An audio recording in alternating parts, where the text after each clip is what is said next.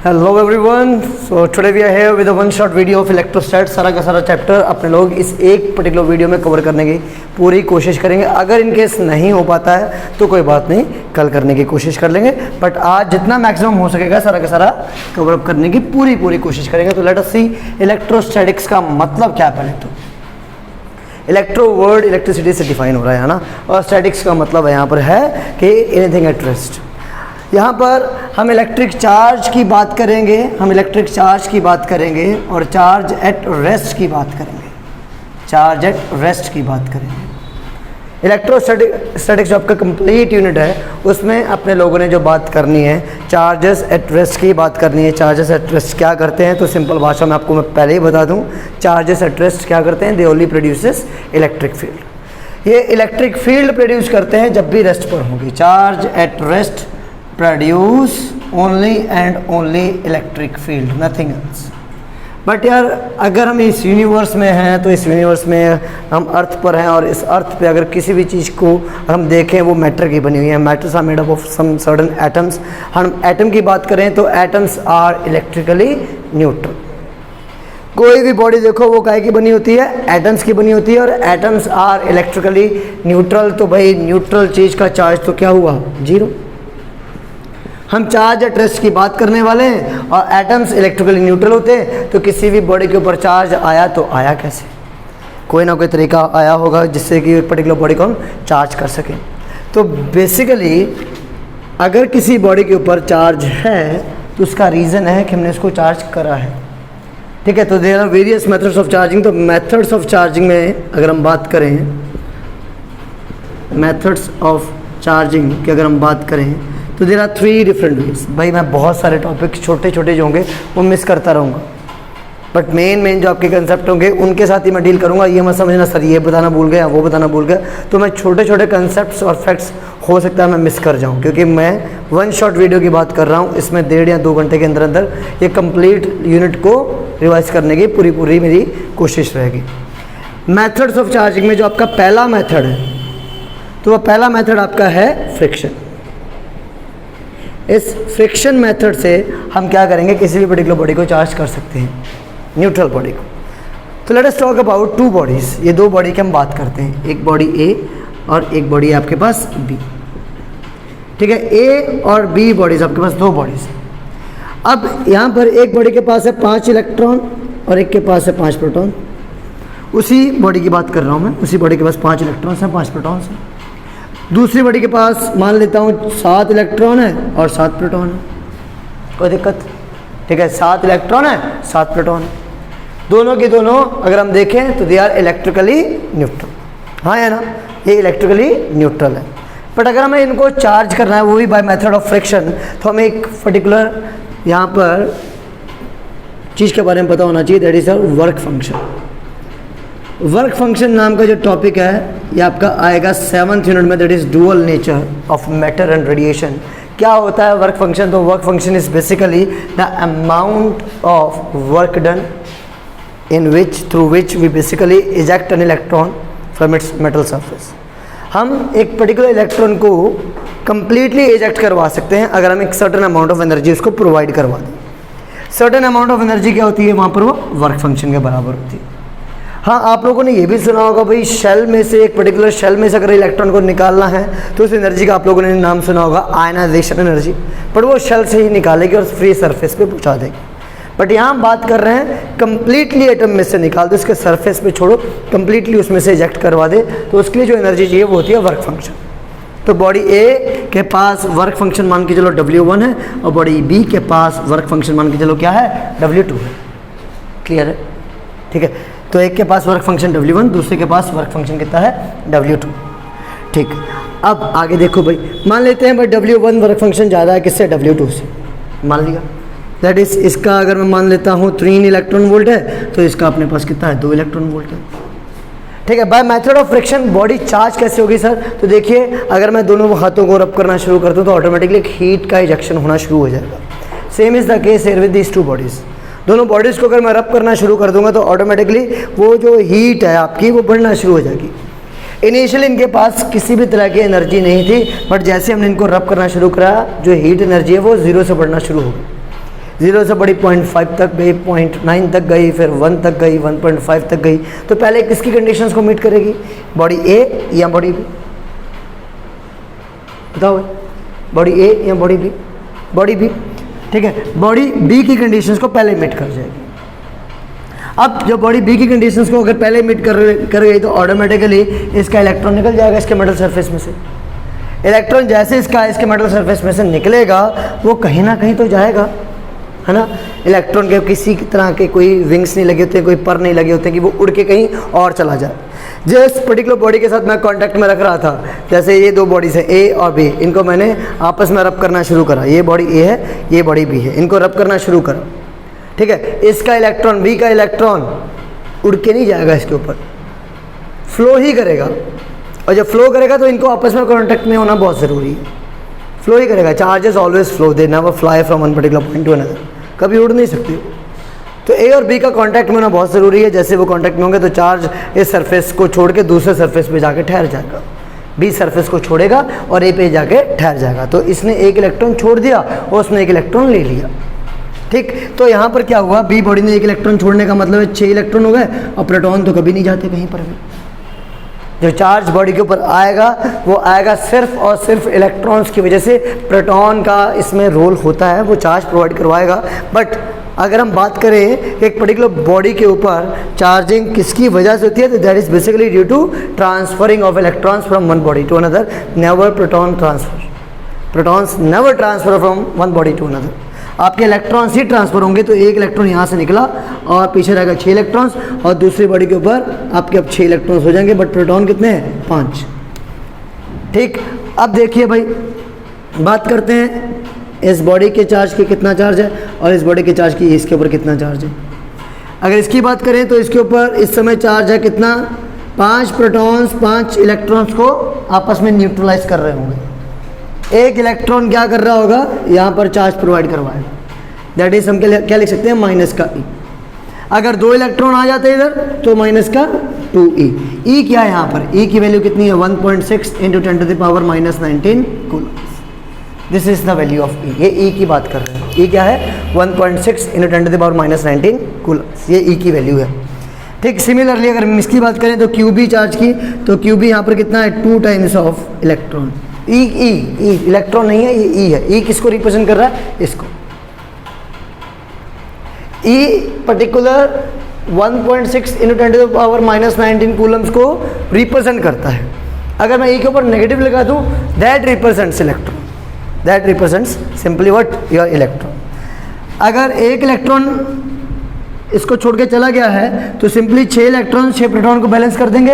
एक extra proton क्या करेगा, उसको चार्ज प्रोवाइड करवाएगा, तो दैट इज 1e। अगर 2 होते तो 2e। बट ये कैसा होगा, ये पॉजिटिव का होगा और ये कैसा होगा, नेगेटिव का होगा। एक जनरल कंडीशन की बात करें तो क्या लिख सकते हैं, प्लस माइनस। और चार्जेस हमेशा, जो इलेक्ट्रॉन्स हमेशा किस फॉर्म में ट्रांसफर होंगे, इंटीजर फॉर्म में ट्रांसफर होंगे। ऐसा कभी नहीं होगा कि आधा इलेक्ट्रॉन ट्रांसफर हो, ऐसा कभी नहीं होगा कि 1.25 इलेक्ट्रॉन ट्रांसफर हो, या 2.5 इलेक्ट्रॉन ट्रांसफर हो, या 3.5 इलेक्ट्रॉन ट्रांसफर हो। चार्जेस कभी भी इंटीजर फॉर्म में ट्रांसफर होंगे, कभी भी फ्रैक्शन के फॉर्म में ट्रांसफर नहीं होने सकते। तो यहाँ पर आ जाएगा प्लस माइनस का any. Okay, Q is equal two plus minus का एनी। ये आपने एक प्रॉपर्टी निकाल ली, किसकी, मेथड ऑफ चार्जिंग की। मेथड्स ऑफ चार्जिंग में जो आपके फ्रिक्शन मेथड था उसमें एक प्रॉपर्टी छिपी है। वो कौन सी प्रॉपर्टी है, कि charge will always be but the integer multiple of e. और इस प्रॉपर्टी को नाम दिया गया क्वांटाइजेशन ऑफ चार्ज। क्या नाम दिया गया, क्वांटाइजेशन ऑफ चार्ज। तो क्वांटाइजेशन ऑफ चार्ज आपने प्रॉपर्टी जो सुनी है वो कहाँ से निकली, वो फ्रिक्शन वाले मेथड से निकली, कि चार्जेस का जो भी ट्रांसफर होगा वो हमेशा इंटीजर फॉर्म में होगा। फिर दूसरी प्रॉपर्टी की बात करते हैं, तो दूसरी प्रॉपर्टी का नाम क्या है भाई, कंडक्शन, ठीक है। दूसरी प्रॉपर्टी का नाम क्या है, कंडक्शन भाई। एंड आप फ्रिक्शन की बात करें तो दोनों को आपस में रब करना बहुत ज़रूरी है, ठीक है। But in case of conduction हम कभी भी रब नहीं करते, we basically place them together. दो पर्टिकुलर चार्ज बॉडीज़ को आपस में कांटेक्ट में रखेंगे और कुछ नहीं करेंगे। बट उसके लिए कंपलसरी चीज़ क्या है, कंडीशन क्या है, पहले से वो दो पर्टिकुलर बॉडीज़ कैसी होनी चाहिए, चार्ज होनी चाहिए। एक नया मेथड है चार्जिंग का, ये न्यूट्रल बॉडीज़ को चार्ज करने का तरीका है, ठीक है। जो ऑलरेडी चार्ज बॉडीज़ हैं उनको मैं नए तरीके से अगर चार्ज करना चाहता हूँ तो क्या तरीका है, तो सपोज़ ये दो पर्टिकुलर बॉडीज़ ए और बी, इनके पास पहले से ही अगर चार्ज है, इनके पास पहले से ही अगर चार्ज है, तो हम सिंपली क्या करेंगे, इन दोनों बॉडीज़ को कांटेक्ट में रख देंगे। तो सपोज़ अगर इसके पास 5 माइक्रोकूलम का चार्ज है, इसके पास माइनस का 2 माइक्रोकूलम का चार्ज है, तो नेट चार्ज बॉडी का कितना हो जाएगा, तो हम इन दोनों चार्जेस को क्या कर देंगे, ऐड कर देंगे। क्या कर देंगे, दोनों चार्जेस को ऐड कर देंगे, तो नेट चार्ज निकल के आता है 3 microcoulomb. This is your body A, this is your body B. ठीक है, ऐड करने के बाद मिलता है कितना, 3 माइक्रोकूलम। दोनों को अलग अलग अगर मैं कर देता हूँ, ये हो जाती है ए बॉडी, ये हो जाती है बी बॉडी, तो इसके ऊपर आया था 1.5 माइक्रोकूलम का चार्ज, इसके ऊपर भी आया था कितना, 1.5 माइक्रोकूलम का चार्ज। तो नोटिस करिए एक चीज़, आपने क्या करा, दोनों पर्टिकुलर चार्जेस को ऐड कर दिया, दोनों पर्टिकुलर चार्जेस को ऐड कर दिया। चार्जेस ऐड हो सकते हैं, प्रॉपर्टी निकल के आ गई चार्जेस की। Charges are additive in nature. यहाँ पर एक प्रॉपर्टी निकल के आई थी, क्या थी, quantization of charge, that is charges will be integral multiple of e. दूसरा मेथड कंडक्शन पढ़ रहे हो, काय का, मेथड ऑफ चार्जिंग का, इसमें प्रॉपर्टी छिपी हुई है, वो है charges are additive in nature. ठीक है, तो सेकंड प्रॉपर्टी, ये पहली प्रॉपर्टी हो गई। Second property, charges are additive in nature. ठीक है, ये दूसरी प्रॉपर्टी हो गई जो इसमें छुपी हुई है। तो देखिए, जो पर्टिकुलर ए और बी के पास पहले 5 माइक्रोकूलम था और -2 माइक्रोकूलम था, कंडक्शन मेथड लगने के बाद उनके ऊपर कितना कितना चार्ज आ गया, 1.5 और 1.5। Irrespective of the size of the bodies, charges दोनों पर्टिकुलर बॉडीज पर इक्वली डिस्ट्रीब्यूट होगा। दोनों का नेट चार्ज कितना था, दोनों को ऐड करने के बाद कितना आया, 3 माइक्रोकूलम। पर जब दोनों को अलग अलग करा तो चार्जेस के बॉडीज के साइज के ऊपर कोई डिपेंडेंसी नहीं होती है। चार्ज जितना भी होगा वो दो हिस्सों में बट जाएगा। तो 1.5 इसके ऊपर आ गया, 1.5 इसके ऊपर आ जाएगा। तीसरा मेथड कौन सा है भाई, इंडक्शन मेथड। तीसरा मेथड है इंडक्शन मेथड। ठीक है, अब देखिए ध्यान से, इसमें दोनों पर्टिकुलर बॉडीज कैसी थी, न्यूट्रल थी, और अब करा ज़बरदस्ती चार्ज करा। इसमें दोनों बॉडीज पहले से कैसी थी, चार्ज थी, दोनों को रब नहीं करा, कॉन्टैक्ट में रखा। ठीक, अब इसमें हमने रब करा, इसमें जस्ट कांटेक्ट में रखा, इसमें कांटेक्ट में भी नहीं रखेंगे, उसके बावजूद हम चार्ज कर देंगे। कंसेप्चुअल निकल के आता है अगर कि how can we simply charge a metal sphere without placing in contact with any other body. हम एक मेटल स्फीयर को चार्ज करना चाहते हैं without placing in contact with any other body, name the method of charging.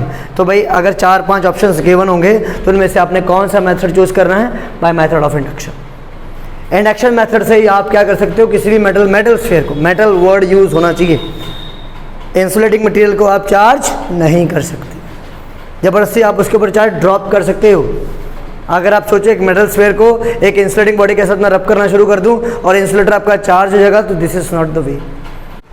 In case of induction basically क्या होगा, induction के case में हमें दोनों बॉडीज़ को कॉन्टैक्ट में नहीं रखना। ये सपोज आपके पास कोई बॉडी है बी नाम की, ठीक है, और इस समय कैसी है, न्यूट्रल है, neutral in the sense no charge. ठीक है, तो positive negative positive negative positive negative positive negative positive negative, तो इक्वल नंबर ऑफ पॉजिटिव और नेगेटिव चार्जेस होंगे, तभी तो बॉडी न्यूट्रल होगी। इसको हमने सपोज पॉजिटिवली चार्ज करना है। अगर मैं इसको पॉजिटिवली चार्ज करना चाहता हूँ तो स्टेप नंबर 1 में मुझे क्या करना होगा, पॉजिटिवली चार्ज करने के लिए मैं इसके पास एक नेगेटिव के रॉड पास में लेके आऊँगा, ना कि टच करूँगा।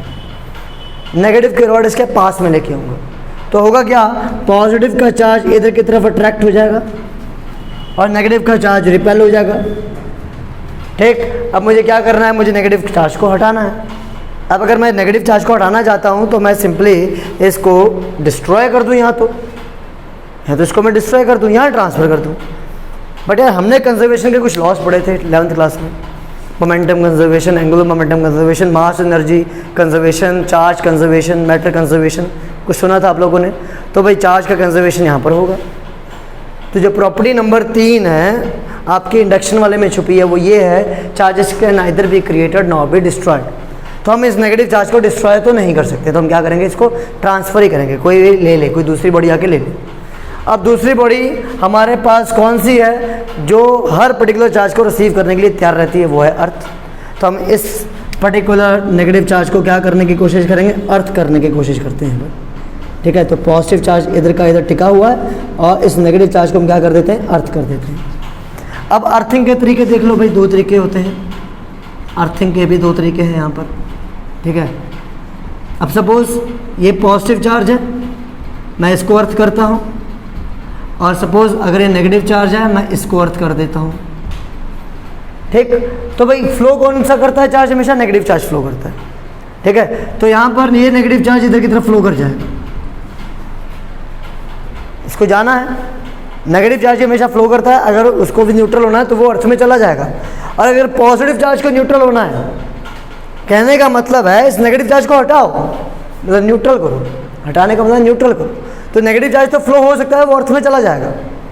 But if I talk about positive charge, वो फ्लो नहीं कर सकता, तो उसको यहाँ पर मुझे न्यूट्रल तो करना पड़ेगा। तो क्या होगा उस केस में, नेगेटिव का चार्ज इसकी तरफ आ जाएगा, कहाँ से, अर्थ से। तो फ्लो ऑफ इलेक्ट्रॉन्स यहाँ पर जो है वो कहाँ से कहाँ, अर्थ से बॉडी की तरफ। बट अगर यहाँ पर बात देखें तो बॉडी से अर्थ की तरफ हो रहा है। अब यार 10th क्लास में इलेक्ट्रिसिटी चैप्टर में आप लोगों ने कन्वेंशनल करंट नाम का एक टॉपिक स्टडी करा था, जिसमें एक्चुअल करंट की जो डायरेक्शन थी वो कन्वेंशनल करंट के अकॉर्डिंग थी। कन्वेंशन का मतलब है इमेजिनरी, मतलब भाई जिसका कोई सबूत ना हो।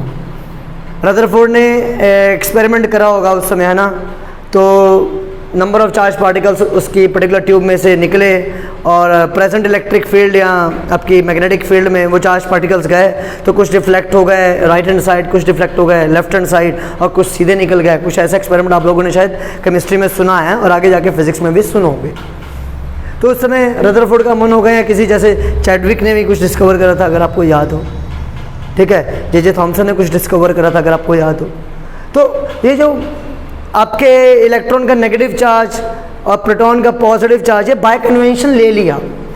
पहला बंदा आया, उसने कहा भाई मैं इलेक्ट्रॉन को नेगेटिव चार्ज मान के चलता हूँ, ठीक है, फैक्ट के तौर पे क्या कहते हैं, पेटेंट दे दिया, चल तेरा मान लिया, तेरे इलेक्ट्रॉन को नेगेटिव चार्ज दे दिया। अगला आया भाई, उसने प्रोटॉन डिस्कवर कर दिया। ऐसा थोड़ी है, इलेक्ट्रॉन के पास नेगेटिव करेक्टर तो उसको हम ऐसे देखेंगे भाई वो नेगेटिव है, हम पॉजिटिव बंदे के पास जाएंगे, प्रोटॉन पॉजिटिव है तो हम उसको ज़्यादा यूज़ करेंगे, ऐसा कुछ नहीं। हाँ, चार्जेस की बात करें तो चार्ज के फॉर्म में आपका प्रोटॉन और इलेक्ट्रॉन दोनों सेम टाइप के चार्ज को होल्ड करते हैं, और अगर दोनों को आपस में मिलाने की कोशिश करें जल्दी मिल जाते हैं। तो इसका मतलब अपोजिट पोल्स ही मिलते हैं, नॉर्थ और साउथ मिलते हैं, तो इसी तरह से नेगेटिव और पॉजिटिव मिलते हैं। तो ये डिसाइड नहीं हो पा रहा था किसको नेगेटिव लें किसको पॉजिटिव लें। इलेक्ट्रॉन को नेगेटिव ले लिया, प्रोटॉन को पॉजिटिव ले लिया। आज की डेट में हमें कन्वेंशनली लेना पड़ रहा है कि इलेक्ट्रॉन की अपोजिट डायरेक्शन में करंट फ्लो कर रहा है। अगर हमने यही उल्टा करा होता तो शायद बाय कन्वेंशनल हमारे कन्वेंशनल करंट को इन्वेंट करने की ज़रूरत ही ना पड़ती, हम इलेक्ट्रॉन्स के अकॉर्डिंग ही सारी की सारी इलेक्ट्रिसिटी चला देते। बट क्या करें, मजबूरी में हमने इलेक्ट्रॉन को पहले से ही नेगेटिव माना हुआ था, प्रोटॉन को पहले से ही पॉजिटिव माना हुआ था, जिसकी वजह से कन्वेंशनल करंट निकल के आया। ये आगे की कहानी आपको समझ में आ जाएगी, कन्वेंशनल करंट का बेसिक रोल क्या है। अब देखिए, इलेक्ट्रॉन की अपोजिट डायरेक्शन में आपका करंट फ्लो करता है, तो इलेक्ट्रॉन्स यहाँ कहाँ से कहाँ जा रहे हैं, अर्थ से बॉडी की तरफ, तो करंट कहाँ जाएगा, नीचे की तरफ। यहाँ देखिए आप, आपके इलेक्ट्रॉन्स अर्थ की तरफ जा रहे हैं, तो जो वायर कनेक्टेड है उसमें करंट कहाँ जाएगा, ऊपर की तरफ। तो करंट तो फ्लो करेगा ना यहाँ पर, तो वहाँ पर आपको एरो दिखानी पड़ेगी। तो नेगेटिव चार्ज नीचे गया है तो आपको एरो से ये रिप्रेजेंट होता है फ्लो ऑफ इलेक्ट्रॉन, नहीं फ्लो ऑफ करंट। एरो क्या रिप्रेजेंट करता है, फ्लो ऑफ करंट। अब देखिए आपके इस बॉडी के पास क्या बचा, सिर्फ और सिर्फ पॉजिटिव का चार्ज बचा। अब स्टेप नंबर 3 में हम क्या करेंगे, रॉड को पहले हटाएंगे या ग्राउंड को पहले हटाएंगे, हम ग्राउंड को पहले हटा देंगे। तो ग्राउंड को पहले हटा दिया तो positive charge as it is टिका रहा वहाँ पर, किसकी वजह से, नेगेटिव की वजह से। वरना क्या होता, रॉड को पहले हटा देते, पॉजिटिव भी ग्राउंड में चला जाता, इस कंडीशन की वजह से। हेलो, ओहो, ठीक। अब देखिए ये नेगेटिव ने क्या करा, पॉजिटिव को रोक के रखा हुआ है, अगर नहीं रोकता तो ये भी चला जाता। ठीक है, अब क्या करना है, इस नेगेटिव को हटा देना है, पॉजिटिव का चार्ज सारा का सारा क्या हो जाएगा, डिस्ट्रीब्यूट हो जाएगा। तो इस तरह से आपने 3 मेथड स्टडी कर लिए। ठीक है, कौन कौन से, बाय फ्रिक्शन, बाय कंडक्शन और बाय इंडक्शन। और तीनों मेथड्स में एक एक प्रॉपर्टी छिपी हुई थी। पहले फ्रिक्शन वाले मेथड में क्वांटाइजेशन ऑफ चार्ज छिपा हुआ था, कंडक्शन वाले मेथड में charges are additive in nature, और इंडक्शन वाले मेथड में क्या छिपा हुआ था भाई, charges can neither be created nor be destroyed, that is conservation of charge नाम का जो लॉ था वो इसमें छिपा हुआ था बाय इंडक्शन मेथड में।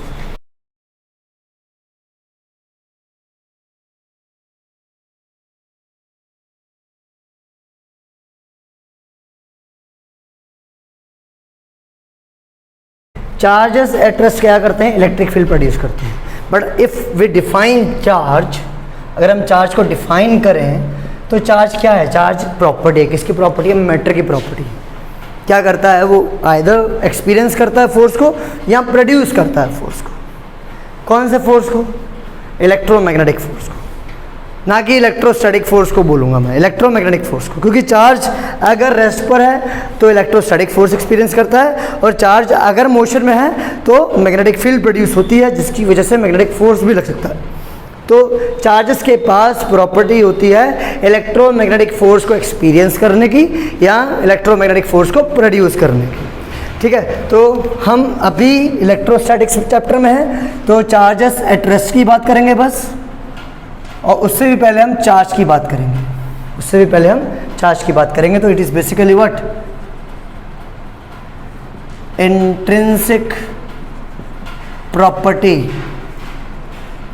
Of matter which either experiences or produces electrostatic force of attraction or repulsion। ठीक है, तो देखा जाए अगर एक Q चार्ज है यहाँ पर, सपोज इस Q चार्ज के पास अपनी कोई एक सर्टेन एरिया है, ठीक है, उस पर्टिकुलर एरिया में अगर कोई और चार्ज आ जाए तो ऑटोमेटिकली क्या करेगा, ये उसके ऊपर हमला बोल देगा, कहने का मतलब फोर्स अप्लाई कर देगा। तो मान लेता हूँ दूसरा चार्ज आपके पास क्या आ गया, Q0 चार्ज आ गया। अब अगर Q0 चार्ज इसकी फील्ड को एक्सपीरियंस करता है, क्योंकि यार Q0 चार्ज इस एरिया में आया है, तो फोर्स अगर एक्सपीरियंस कर रहा है तो किसकी वजह से एक्सपीरियंस कर रहा है, कोई तो यहाँ पर है जो इसके ऊपर फोर्स लगाएगी, कोई तो है, और वो पर्टिकुलर चीज़ क्या है, इस चार्ज की प्रोड्यूस करी हुई इलेक्ट्रिक फील्ड है, इस चार्ज की प्रोड्यूस करी हुई इलेक्ट्रिक फील्ड है। तो r डिस्टेंस अपार्ट पर क्या होगा भाई, इस Q0 के ऊपर इस Q का एक फोर्स लगेगा। तो वो फोर्स का फॉर्मूला दे दिया किसने, कूलम ने। तो कूलम ने एक फोर्स का फॉर्मूला दिया, वो था कि भाई फोर्स डिपेंड करेगा प्रोडक्ट ऑफ चार्जेस के ऊपर, तो Q0 के ऊपर, ठीक है। और दूसरा था inverse square law, that is inversely proportional to the square of distance between them, inversely proportional to the square of distance between them. दोनों को अगर हम कंबाइन कर देते हैं तो हमें मिल जाता है F directly proportional to Q0 upon R का स्क्वायर। भाई ये फोर्स इसके ऊपर लगा, यहाँ कह दो इसने लगाया, ये फोर्स जो F है इसके ऊपर लगा, यहाँ कह दो इसने लगाया, एक ही बात है। वो फोर्स एक एक्सपीरियंस करता है तो एक प्रोड्यूस करता है। जो एक्सपीरियंस करता है हम उसको कहते हैं टेस्ट चार्ज, हम उसको क्या कहते हैं, टेस्ट चार्ज। और जो प्रोड्यूस करता है उसको हम कहते हैं सोर्स चार्ज। क्या कहते हैं उसको हम, सोर्स चार्ज। एक पर्टिकुलर चार्ज क्या करेगा, इस फोर्स को एक्सपीरियंस करेगा, वो छोटा चार्ज होगा, और एक पर्टिकुलर चार्ज क्या करेगा, उस फोर्स को प्रोड्यूस करेगा, वो बड़ा चार्ज होगा। बड़ा इन द सेंस साइज में बड़ा नहीं, मैग्नीट्यूड में बड़ा, ठीक है। तो Q charge will be greater than what, Q0 in terms of magnitude, in terms of magnitude. बोले तो अगर Q की वैल्यू 2 कूलम है तो Q0 की वैल्यू 2 से कम होगी, 1 कूलम हो सकती है, 1.5 हो सकती है, 1.9 हो सकती है, बट 2 से ज़्यादा नहीं हो सकती, वो तभी वो टेस्ट चार्ज है, ठीक है। अब आगे सुनिए भाई, डायरेक्टली प्रोपोर्शनल का मैंने साइन हटा दिया तो आएगा एक कांस्टेंट, उस कांस्टेंट को हमने क्या लिख दिया, K लिख दिया। क्या लिख दिया, कांस्टेंट को K ही लिखते हैं, अभी तक तो हमें यही पढ़ाया गया। और as it is Q0 upon R का स्क्वायर। ये जो कांस्टेंट K है, इसको कूलम ने एक पर्टिकुलर वैल्यू के साथ रिप्रेजेंट करा, वो है 1/4 pi epsilon not, 1/4 pi epsilon not, जहाँ पर ये एप्सिलॉन नॉट क्या है, परमिटिविटी।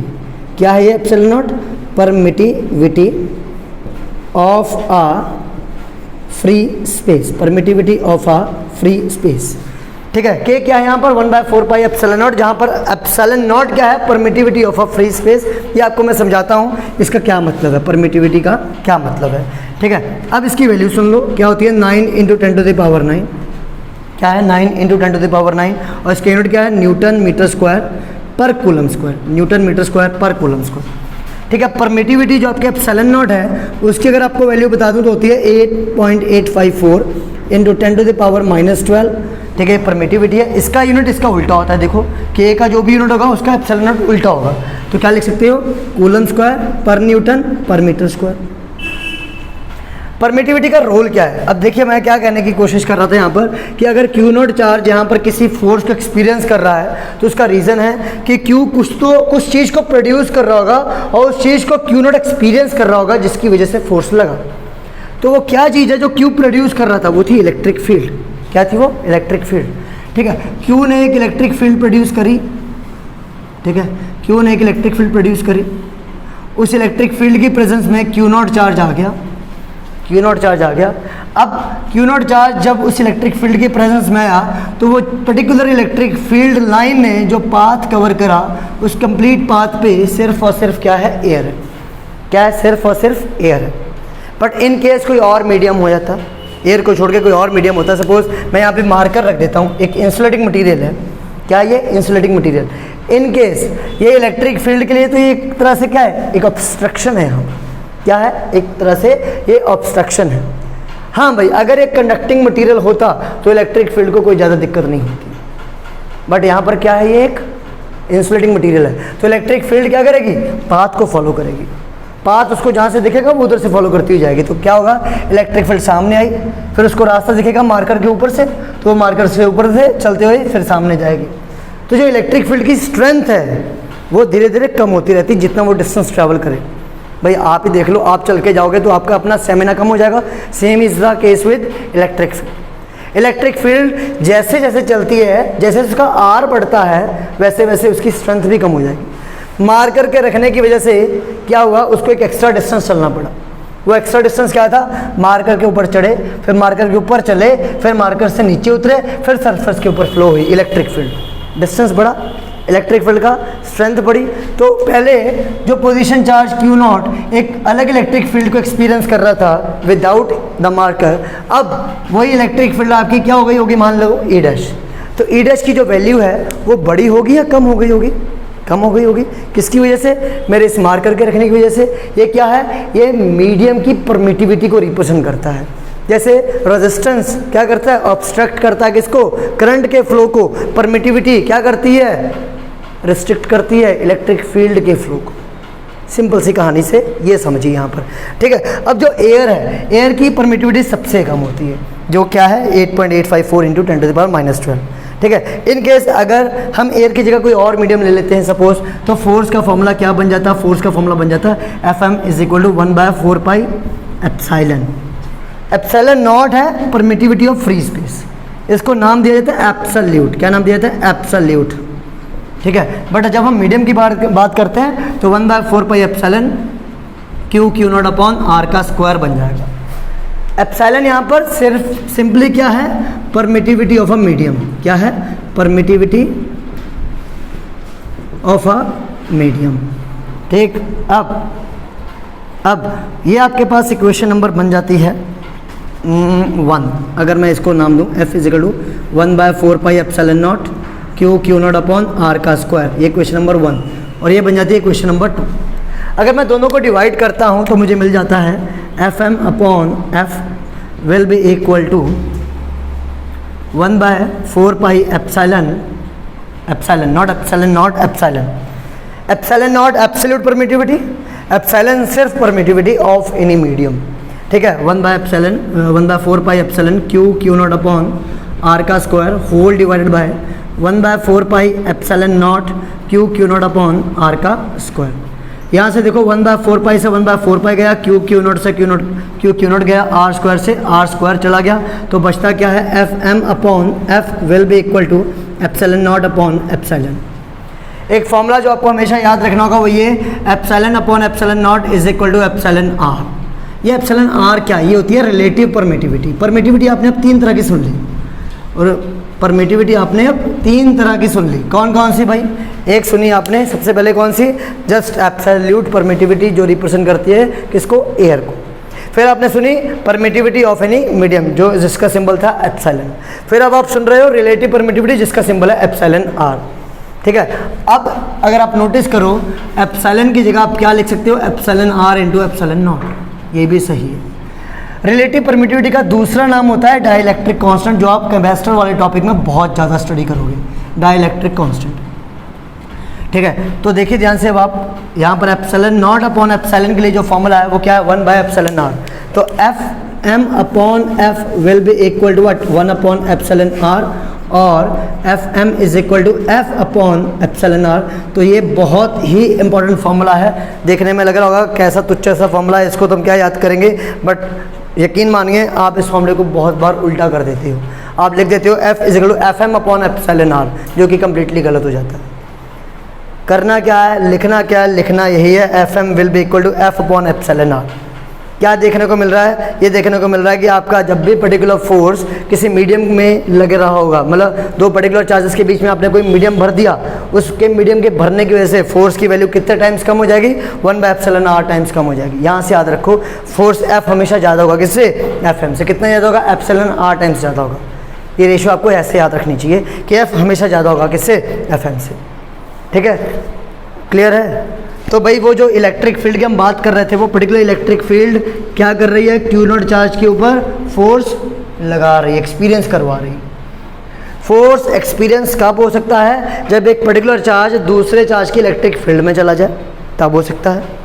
या फिर जैसे ये क्यू चार्ज है, इसकी अपनी इलेक्ट्रिक फील्ड ये हो गई, और ये क्यू नॉट चार्ज है, इसकी अपनी इलेक्ट्रिक फील्ड ये हो गई। तो ध्यान से देखिए, ये इलेक्ट्रिक फील्ड का दायरा यहाँ तक, इसकी इलेक्ट्रिक फील्ड का दायरा यहाँ तक, इनके बीच में अगर डिस्टेंस आ रहा है, इसके बावजूद इस पर कोई फोर्स नहीं लगेगा। क्यों, क्योंकि दो पर्टिकुलर इलेक्ट्रिक फील्ड हैं, जब तक इंटरैक्ट नहीं हो जाती हैं, जब तक इंटरैक्ट नहीं होती हैं, तब तक उनके ऊपर कोई भी किसी भी तरह का फोर्स नहीं लगेगा। ये याद रखना हमेशा।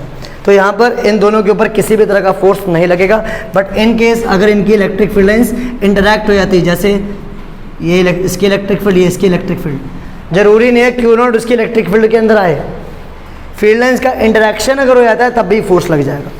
बट अगर आपको ये लग रहा है भाई एक इलेक्ट्रिक फील्ड और एक मैग्नेटिक फील्ड अगर आपस में इंटरैक्ट हो गई तो इलेक्ट्रोमैग्नेटिक फोर्स लग जाएगा, तो ऐसा नहीं है। इलेक्ट्रोस्टैटिक फोर्स के लिए दो सेम टाइप की फील्ड्स चाहिए जो कि इलेक्ट्रिक फील्ड लाइंस होनी चाहिए। ग्रेविटेशनल फोर्स के लिए दो सेम टाइप की फील्ड्स चाहिए जो कि ग्रेविटेशनल फील्ड लाइंस होनी चाहिए। मैग्नेटिक फोर्स के लिए भी दो सेम टाइप की फील्ड्स चाहिए जो कि मैग्नेटिक फील्ड लाइंस होनी चाहिए। ये याद रखना। जब भी इस यूनिवर्स में, इस पर्टिकुलर वर्ल्ड में अगर आपको किसी भी तरह का फोर्स एक्सपीरियंस करवाना है तो उसकी नेसेसरी कंडीशन क्या है, फोर्स तभी लगेगा जब दो सेम टाइप की फील्ड्स आपस में इंटरैक्ट होंगी। तो यहाँ पर अगर ये इलेक्ट्रिक फील्ड E की प्रेजेंस में चार्ज क्यू नॉट एक फोर्स एक्सपीरियंस कर रहा है तो फोर्स का फॉर्मूला एक और बनता है, वो क्या है, Q naught E। Charge Q naught जब इलेक्ट्रिक फील्ड E की प्रेजेंस में आ जाता है तो फोर्स लगता है F is equal to Q naught E। तो यार क्यू नॉट के ऊपर तो हम अभी बात कर रहे थे, कूलम फोर्स भी लग रहा है, तो एक ही बात है, दोनों के दोनों फोर्सेस सेम है। तो हम क्या लिख सकते हैं, एक इक्वेशन ये थी आपके पास ऑलरेडी, दूसरी इक्वेशन ये हो गई, तो दोनों को इक्वेट कर दोगे, सॉरी इसको थर्ड कह लो। तो फ्रॉम फर्स्ट एंड सेकंड हमें क्या मिलता है, Q naught a will be equal to how much, 1/4 pi epsilon naught Q naught upon r का स्क्वायर।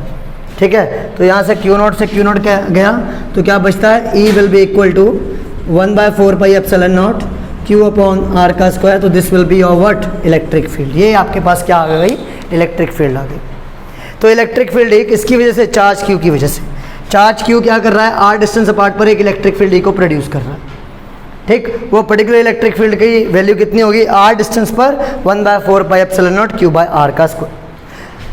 ये आपको मैंने दिखाया कि ये चार्ज क्यू की नंबर ऑफ फील्ड लाइंस है। तो एक पर्टिकुलर फील्ड लाइन के ऊपर अगर कोई भी चार्ज आ गया, एक पर्टिकुलर फील्ड लाइन के ऊपर कोई भी चार्ज आ गया तो वो चार्ज क्यू नॉट उसी फील्ड लाइन को फॉलो करेगा। तो ये फील्ड लाइन एक पाथ की तरह बिहेव करती है, एक रास्ता प्रोवाइड करवाती है। ये याद रखना, क्यू नॉट के ऊपर वो चार्ज की फील्ड लाइन क्या करेगी, एक रास्ते की तरह रिएक्ट करेगी, एक रूट प्रोवाइड करवाती है। अब आपको मैं बता देता हूँ इलेक्ट्रिक फील्ड लाइंस के बारे में थोड़ा सा। तो भाई पॉजिटिव का चार्ज हमेशा फील्ड लाइंस प्रोड्यूस करता है, हमेशा याद रखना, पॉजिटिव का चार्ज फील्ड लाइंस को हमेशा प्रोड्यूस करता है। बट वहीं पर अगर हम नेगेटिव चार्ज की बात करें, माइनस क्यू, तो वो हमेशा फील्ड लाइंस को रिसीव करता है, ठीक है, वो हमेशा फील्ड लाइंस को रिसीव करेगा भाई। पॉजिटिव वाला चार्ज क्या करता है, हमेशा फील्ड लाइंस को प्रोड्यूस करता है, फील्ड लाइंस उससे हमेशा अवे जाती हैं। बट अगर हम नेगेटिव चार्ज की बात करें तो नेगेटिव चार्ज हमेशा फील्ड लाइंस को क्या करता है, रिसीव करता है, ठीक। अब देखिए, अगर ये आपके पास एक प्लस का क्यू चार्ज है, इसकी ये फील्ड लाइंस थी, ठीक है, इसकी फील्ड लाइंस हैं, तो एक पर्टिकुलर फील्ड लाइन पे आ गया माइनस का क्यू चार्ज। अब हमें इतना पता है भाई माइनस का क्यू चार्ज क्या करेगा, पॉजिटिव के चार्ज के साथ अट्रैक्ट होगा, तो अट्रैक्शन जो होगी तो इसको एक रास्ता तो फॉलो करना होगा ना, ऐसा थोड़ी अपनी मर्जी से किधर से भी आ जाएगा। तो ये पर्टिकुलर पाथ इस फील्ड लाइन को फॉलो करता हुआ इसके ऊपर चलता हुआ क्यू चार्ज के पास आ जाए। सेम अगर यहाँ पर पॉजिटिव का चार्ज आता तो पॉजिटिव का चार्ज अगर अवे जा रहा है तो ये नहीं कि इधर से भी चला जाए, इसी फील्ड लाइन को फॉलो करता हुआ अवे जाएगा भाई, इतनी बात ध्यान रखना, ठीक है। सेम अगर मैं कहता हूँ भाई क्यू चार्ज यहाँ पर है Q1 और माइनस का Q2 चार्ज यहाँ पर है, तो भाई इनके बीच में अगर कोई फोर्स लग रहा है तो वो फोर्स कैसा होगा, अट्रैक्टिव होगा। तो हमें हमेशा क्या पूछा जाता है, force on Q2 due to Q। तो Q2 के ऊपर Q1 की वजह से फोर्स क्या होगा, तो देखो ये अट्रैक्टिव फोर्स है, तो एरो इसी लाइन के ऊपर बनेगी, एरो इसी लाइन के ऊपर कुछ ऐसी बनेगी कि भाई 2 के ऊपर फोर्स 1 की वजह से कैसा है, उसके तरफ आ रहा है। फोर्स हमेशा पेयर में एग्जिस्ट करते हैं, सिंगल फोर्स कभी इस पर्टिकुलर वर्ल्ड में एग्जिस्ट नहीं करता है। Forces will always exist in pair. हम कूलम फोर्स की क्यों ना बात करें, कूलम फोर्स में भी यही होगा। अगर एक पर्टिकुलर चार्ज फोर्स प्रोड्यूस कर रहा है तो दूसरा एक्सपीरियंस कर रहा है, उसी सेम टाइम पे वो भी एक फोर्स को क्या कर रहा होगा, प्रोड्यूस कर रहा होगा। वो आइदर फोर्सेस क्या होंगे, इक्वल एंड अपोजिट, और वो न्यूटन के थर्ड लॉ को फॉलो करेंगे। Coulomb's law obeys Newton third law, ये हमेशा याद रखना, ठीक है। They will be always what, force on 1 due to 2 will be always equal to what, force on 2 due to 1। Clear है, देख लीजिए एक बार।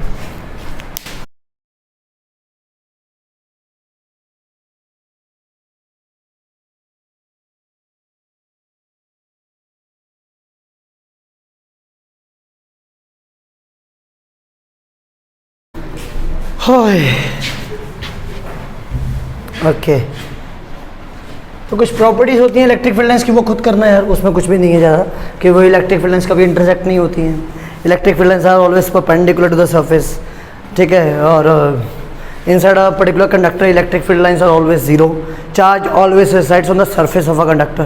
ये कुछ की पॉइंट्स हैं जो आपको पता होना चाहिए इलेक्ट्रोस्टैट्स के बारे में, कि चार्ज सरफेस के ऊपर रिसेट करता है, क्यों करता है। Electric field lines inside a conductor zero होती हैं, क्यों होती हैं। इलेक्ट्रिक फील्ड लाइंस हमेशा सरफेस के परपेंडिकुलर होती हैं, ये भी याद करना क्यों होती हैं। मैं बोल रहा हूँ, रिकॉर्ड हो रहा है, इनको नोट डाउन कर लेना, ठीक है। इलेक्ट्रिक फील्ड लाइंस कभी भी इंटरसेक्ट नहीं होती हैं। ये 4-5 पॉइंट्स हैं, ये बहुत इंपॉर्टेंट है, कंसेप्चुअल पॉइंट ऑफ व्यू यही पूछे जाते हैं ज़्यादातर इलेक्ट्रोस्टैट्स में, ठीक है। हम सीधा चलते हैं डाइपोल की तरफ। अब डाइपोल को देखें जरा। डाइपोल क्या होता है, डाई का मतलब दो, पोल, तो two equal and opposite poles is placed at a certain distance apart. तो अगर ये माइनस का क्यू चार्ज, ये प्लस का क्यू चार्ज, इनके बीच में एक सर्टेन डिस्टेंस आपने प्लेस कर दिया, that is 2a, that is 2a, तो देखिए भाई क्या मिलता है। तो पहली बात हमारे दिमाग में ये जाती है यार, दो इक्वल और अपोजिट चार्जेस अट्रैक्ट क्यों नहीं हुए। अब जैसे आपके दिमाग में चल रहा होगा, सर थोड़ी देर पहले आपने बोला कि जब तक दो पर्टिकुलर चार्जेस की फील्ड लाइंस इंटरैक्ट नहीं होती हैं तब तक वो चार्जेस आपस में मिलते नहीं हैं, मतलब उनके ऊपर कोई फोर्स नहीं लगता। हो सकता है कई बच्चों का आंसर भी यही हो सकता है सर ये दूरी अच्छी खासी हो। अगर अच्छी खासी होगी तो उनके बीच में कहीं ना कहीं इलेक्ट्रिक फील्ड जीरो होनी चाहिए। क्यों? क्योंकि दोनों की फील्ड लाइंस इंटरैक्ट नहीं हो रही थी, तो बीच वाला जो पार्ट बच रहा है वहाँ पर उन दोनों की इलेक्ट्रिक फील्ड क्या हो, जीरो। बट ऐसा डाइपोल के केस में नहीं होता है, इलेक्ट्रिक फील्ड होती है भाई सेंटर में। तो उसके बावजूद ये क्यों नहीं मिल रहे हैं, तो सोच के देखो, दो मैग्नेट्स अगर आपके हाथ में हो, ठीक है, और वो पर्टिकुलर दो मैग्नेट्स नॉर्थ और साउथ फेस कर रहे हो एक दूसरे की तरफ, और फिर भी वो अगर अट्रैक्ट नहीं कर रही हैं तो उसका रीज़न यही हो सकता है आपने उनको रोका होगा। सिंपली यहाँ पर भी कुछ ऐसा ही है कि हम एक्सटर्नली एक इसके ऊपर काम कर रहे हैं, एक स्ट्रेंथ अप्लाई कर रहे हैं, एक स्ट्रेंथ प्रोवाइड करवा रहे हैं इस डाइपोल को कि चार्जेस आपस में मिले ना। उस स्ट्रेंथ को हम नाम दे देते हैं डाइपोल स्ट्रेंथ। उस स्ट्रेंथ को हम नाम देते हैं डाइपोल स्ट्रेंथ, और कहा जाता है डाइपोल मोमेंट, और कहा जाता है डाइपोल मोमेंट, और उसको रिप्रेजेंट करा जाता है किससे, पी वेक्टर के साथ। तो एक वेक्टर क्वांटिटी है। कैसी क्वांटिटी है, वेक्टर क्वांटिटी है, ये भी याद रखना, वेक्टर क्वांटिटी है। ठीक है, अब देखिए ध्यान से आगे। अब इसका फॉर्मूला क्या होता है, आइदर ऑफ द चार्ज, किसी भी चार्ज को प्लेस कर दो और उनके बीच में जो डिस्टेंस है वो एक वेक्टर फॉर्म में लिखोगे, 2a वेक्टर। तो q इंटू 2a वेक्टर क्या होगी, डाइपोल मोमेंट के बराबर होगी भाई। वेक्टर क्वांटिटी है, डायरेक्शन भी होगी इसकी कोई ना कोई फिर तो डायरेक्शन का कैसे ध्यान रखोगे भाई। तो इलेक्ट्रिक फील्ड की डायरेक्शन कहाँ से कहाँ होती है, पॉजिटिव प्रोड्यूस करता है, नेगेटिव रिसीव करता है, तो इलेक्ट्रिक फील्ड की डायरेक्शन होती है पॉजिटिव टू नेगेटिव। कहाँ से कहाँ, पॉजिटिव टू नेगेटिव। बट अगर हम बात करते हैं डाइपोल मोमेंट की डायरेक्शन की, तो डाइपोल मोमेंट की डायरेक्शन कहाँ से कहाँ होती है, उल्टी होती है, that is negative to positive. कहाँ से कहाँ होती है, नेगेटिव टू पॉजिटिव। इतना ध्यान रखना है यहाँ पर। ठीक है, अब हमें क्या पता करना है, इस डाइपोल की वजह से इलेक्ट्रिक फील्ड कितनी होती है, कहाँ पर, दो पर्टिकुलर पॉइंट्स पर। एक पॉइंट है उसकी एक्सियल लाइन पे और जो दूसरा पॉइंट है उसकी इक्वेटोरियल लाइन पे। आप लोगों ने जब पढ़ाई करी होगी तो उस समय आप लोगों ने नोटिस करा होगा, माइनस का क्यू चार्ज, प्लस का क्यू चार्ज। ठीक है, अब इसकी एक्सियल लाइन हो गई है, इस पर्टिकुलर पॉइंट पर आपको निकालनी है इसकी इलेक्ट्रिक फील्ड। इनके बीच में टोटल डिस्टेंस कितना था, 2a, सेंटर हो गया ये c, तो a आपके पास ये है और a ही आपके पास ये है। सेंटर से p तक का जो डिस्टेंस है वो क्या है, r। तो भाई इलेक्ट्रिक फील्ड जिस पर्टिकुलर पॉइंट पर आपको पता करनी है उसका डिस्टेंस हमेशा कहाँ से लेना है, डाइपोल के सेंटर से लेना है, ये याद रखो। तो डाइपोल का सेंटर हमने c मान लिया। ठीक है, तो electric field due to minus Q, electric field due to minus Q, that will be equal to E1 is equal to 1/4 pi epsilon naught. Formula ये होता है q बाई आर का स्क्वायर। तो यहाँ पर क्या है, q डिवाइडेड बाय डिस्टेंस। तो डिस्टेंस कितना है, देखिए ध्यान से, माइनस क्यू से p तक का डिस्टेंस, a डिस्टेंस ये है और r डिस्टेंस ये है, तो टोटल हो जाता है r प्लस a का होल स्क्वायर। अब जो E1 electric field minus Q की वजह से, तो पॉइंट P पर जो इलेक्ट्रिक फील्ड पॉइंट P पर Q1 की वजह, Q की वजह से होगी, दैट इज माइनस क्यू की वजह से, वो टुवर्ड्स होगी। क्यों, क्योंकि नेगेटिव का चार्ज है, क्योंकि नेगेटिव का चार्ज है और उसकी इलेक्ट्रिक फील्ड हमेशा टुवर्ड्स होती है। और उसी सेम टाइम पर अगर हम बात करें ड्यू टू प्लस क्यू, तो E2 will be equal to how much, 1/4 pi epsilon naught. ठीक है, चार्ज अपॉन डिस्टेंस, तो डिस्टेंस देखिए ध्यान से कितना, यहाँ से लेके यहाँ तक, ड्यू टू प्लस क्यू ये डिस्टेंस है। तो r अगर यहाँ है, a ये है, तो बचता कितना है, r माइनस a का whole square, q by r minus a का होल स्क्वायर। तो ये आपके पास अगर इक्वेशन नंबर 1, ये आपके पास हो जाता है इक्वेशन नंबर 2। ओके, अब आपको यहाँ पर चाहिए Q2 की वजह से जो इलेक्ट्रिक फील्ड E2 है उसकी डायरेक्शन। तो उस पॉइंट पर अगर आप ध्यान दें, पॉजिटिव की वजह से इलेक्ट्रिक फील्ड हमेशा अवे जाएगी। तो this will be your E1, तो this will be what, your E2। अगर ये E1 है तो ये E2। तो भाई एक पर्टिकुलर पॉइंट पे दो डिफरेंट डायरेक्शंस इलेक्ट्रिक फील्ड की नहीं हो सकती, हमें चाहिए उसका रिजल्टेंट। तो रिजल्टेंट किस तरफ होगा, यहाँ तो E1 की तरफ होगा, यहाँ E2 की तरफ होगा। क्यों, क्योंकि दोनों पर्टिकुलर इलेक्ट्रिक फील्ड एक ही लाइन पर एक्ट कर रही हैं, बट उनकी डायरेक्शन अपोजिट है। अब इक्वल और अपोजिट तो है नहीं कि वो कैंसिल आउट हो जाए। क्यों, क्योंकि एक ज़्यादा बड़ी है और एक कम बड़ी है, मतलब एक छोटी है एक बड़ी है।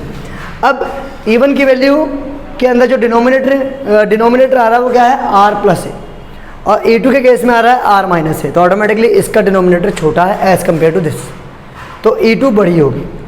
और अगर आपकी E2 की वैल्यु ज़्यादा बड़ी है किससे, E1 से, तो net field will be what, net field will be equal to E2 minus E1।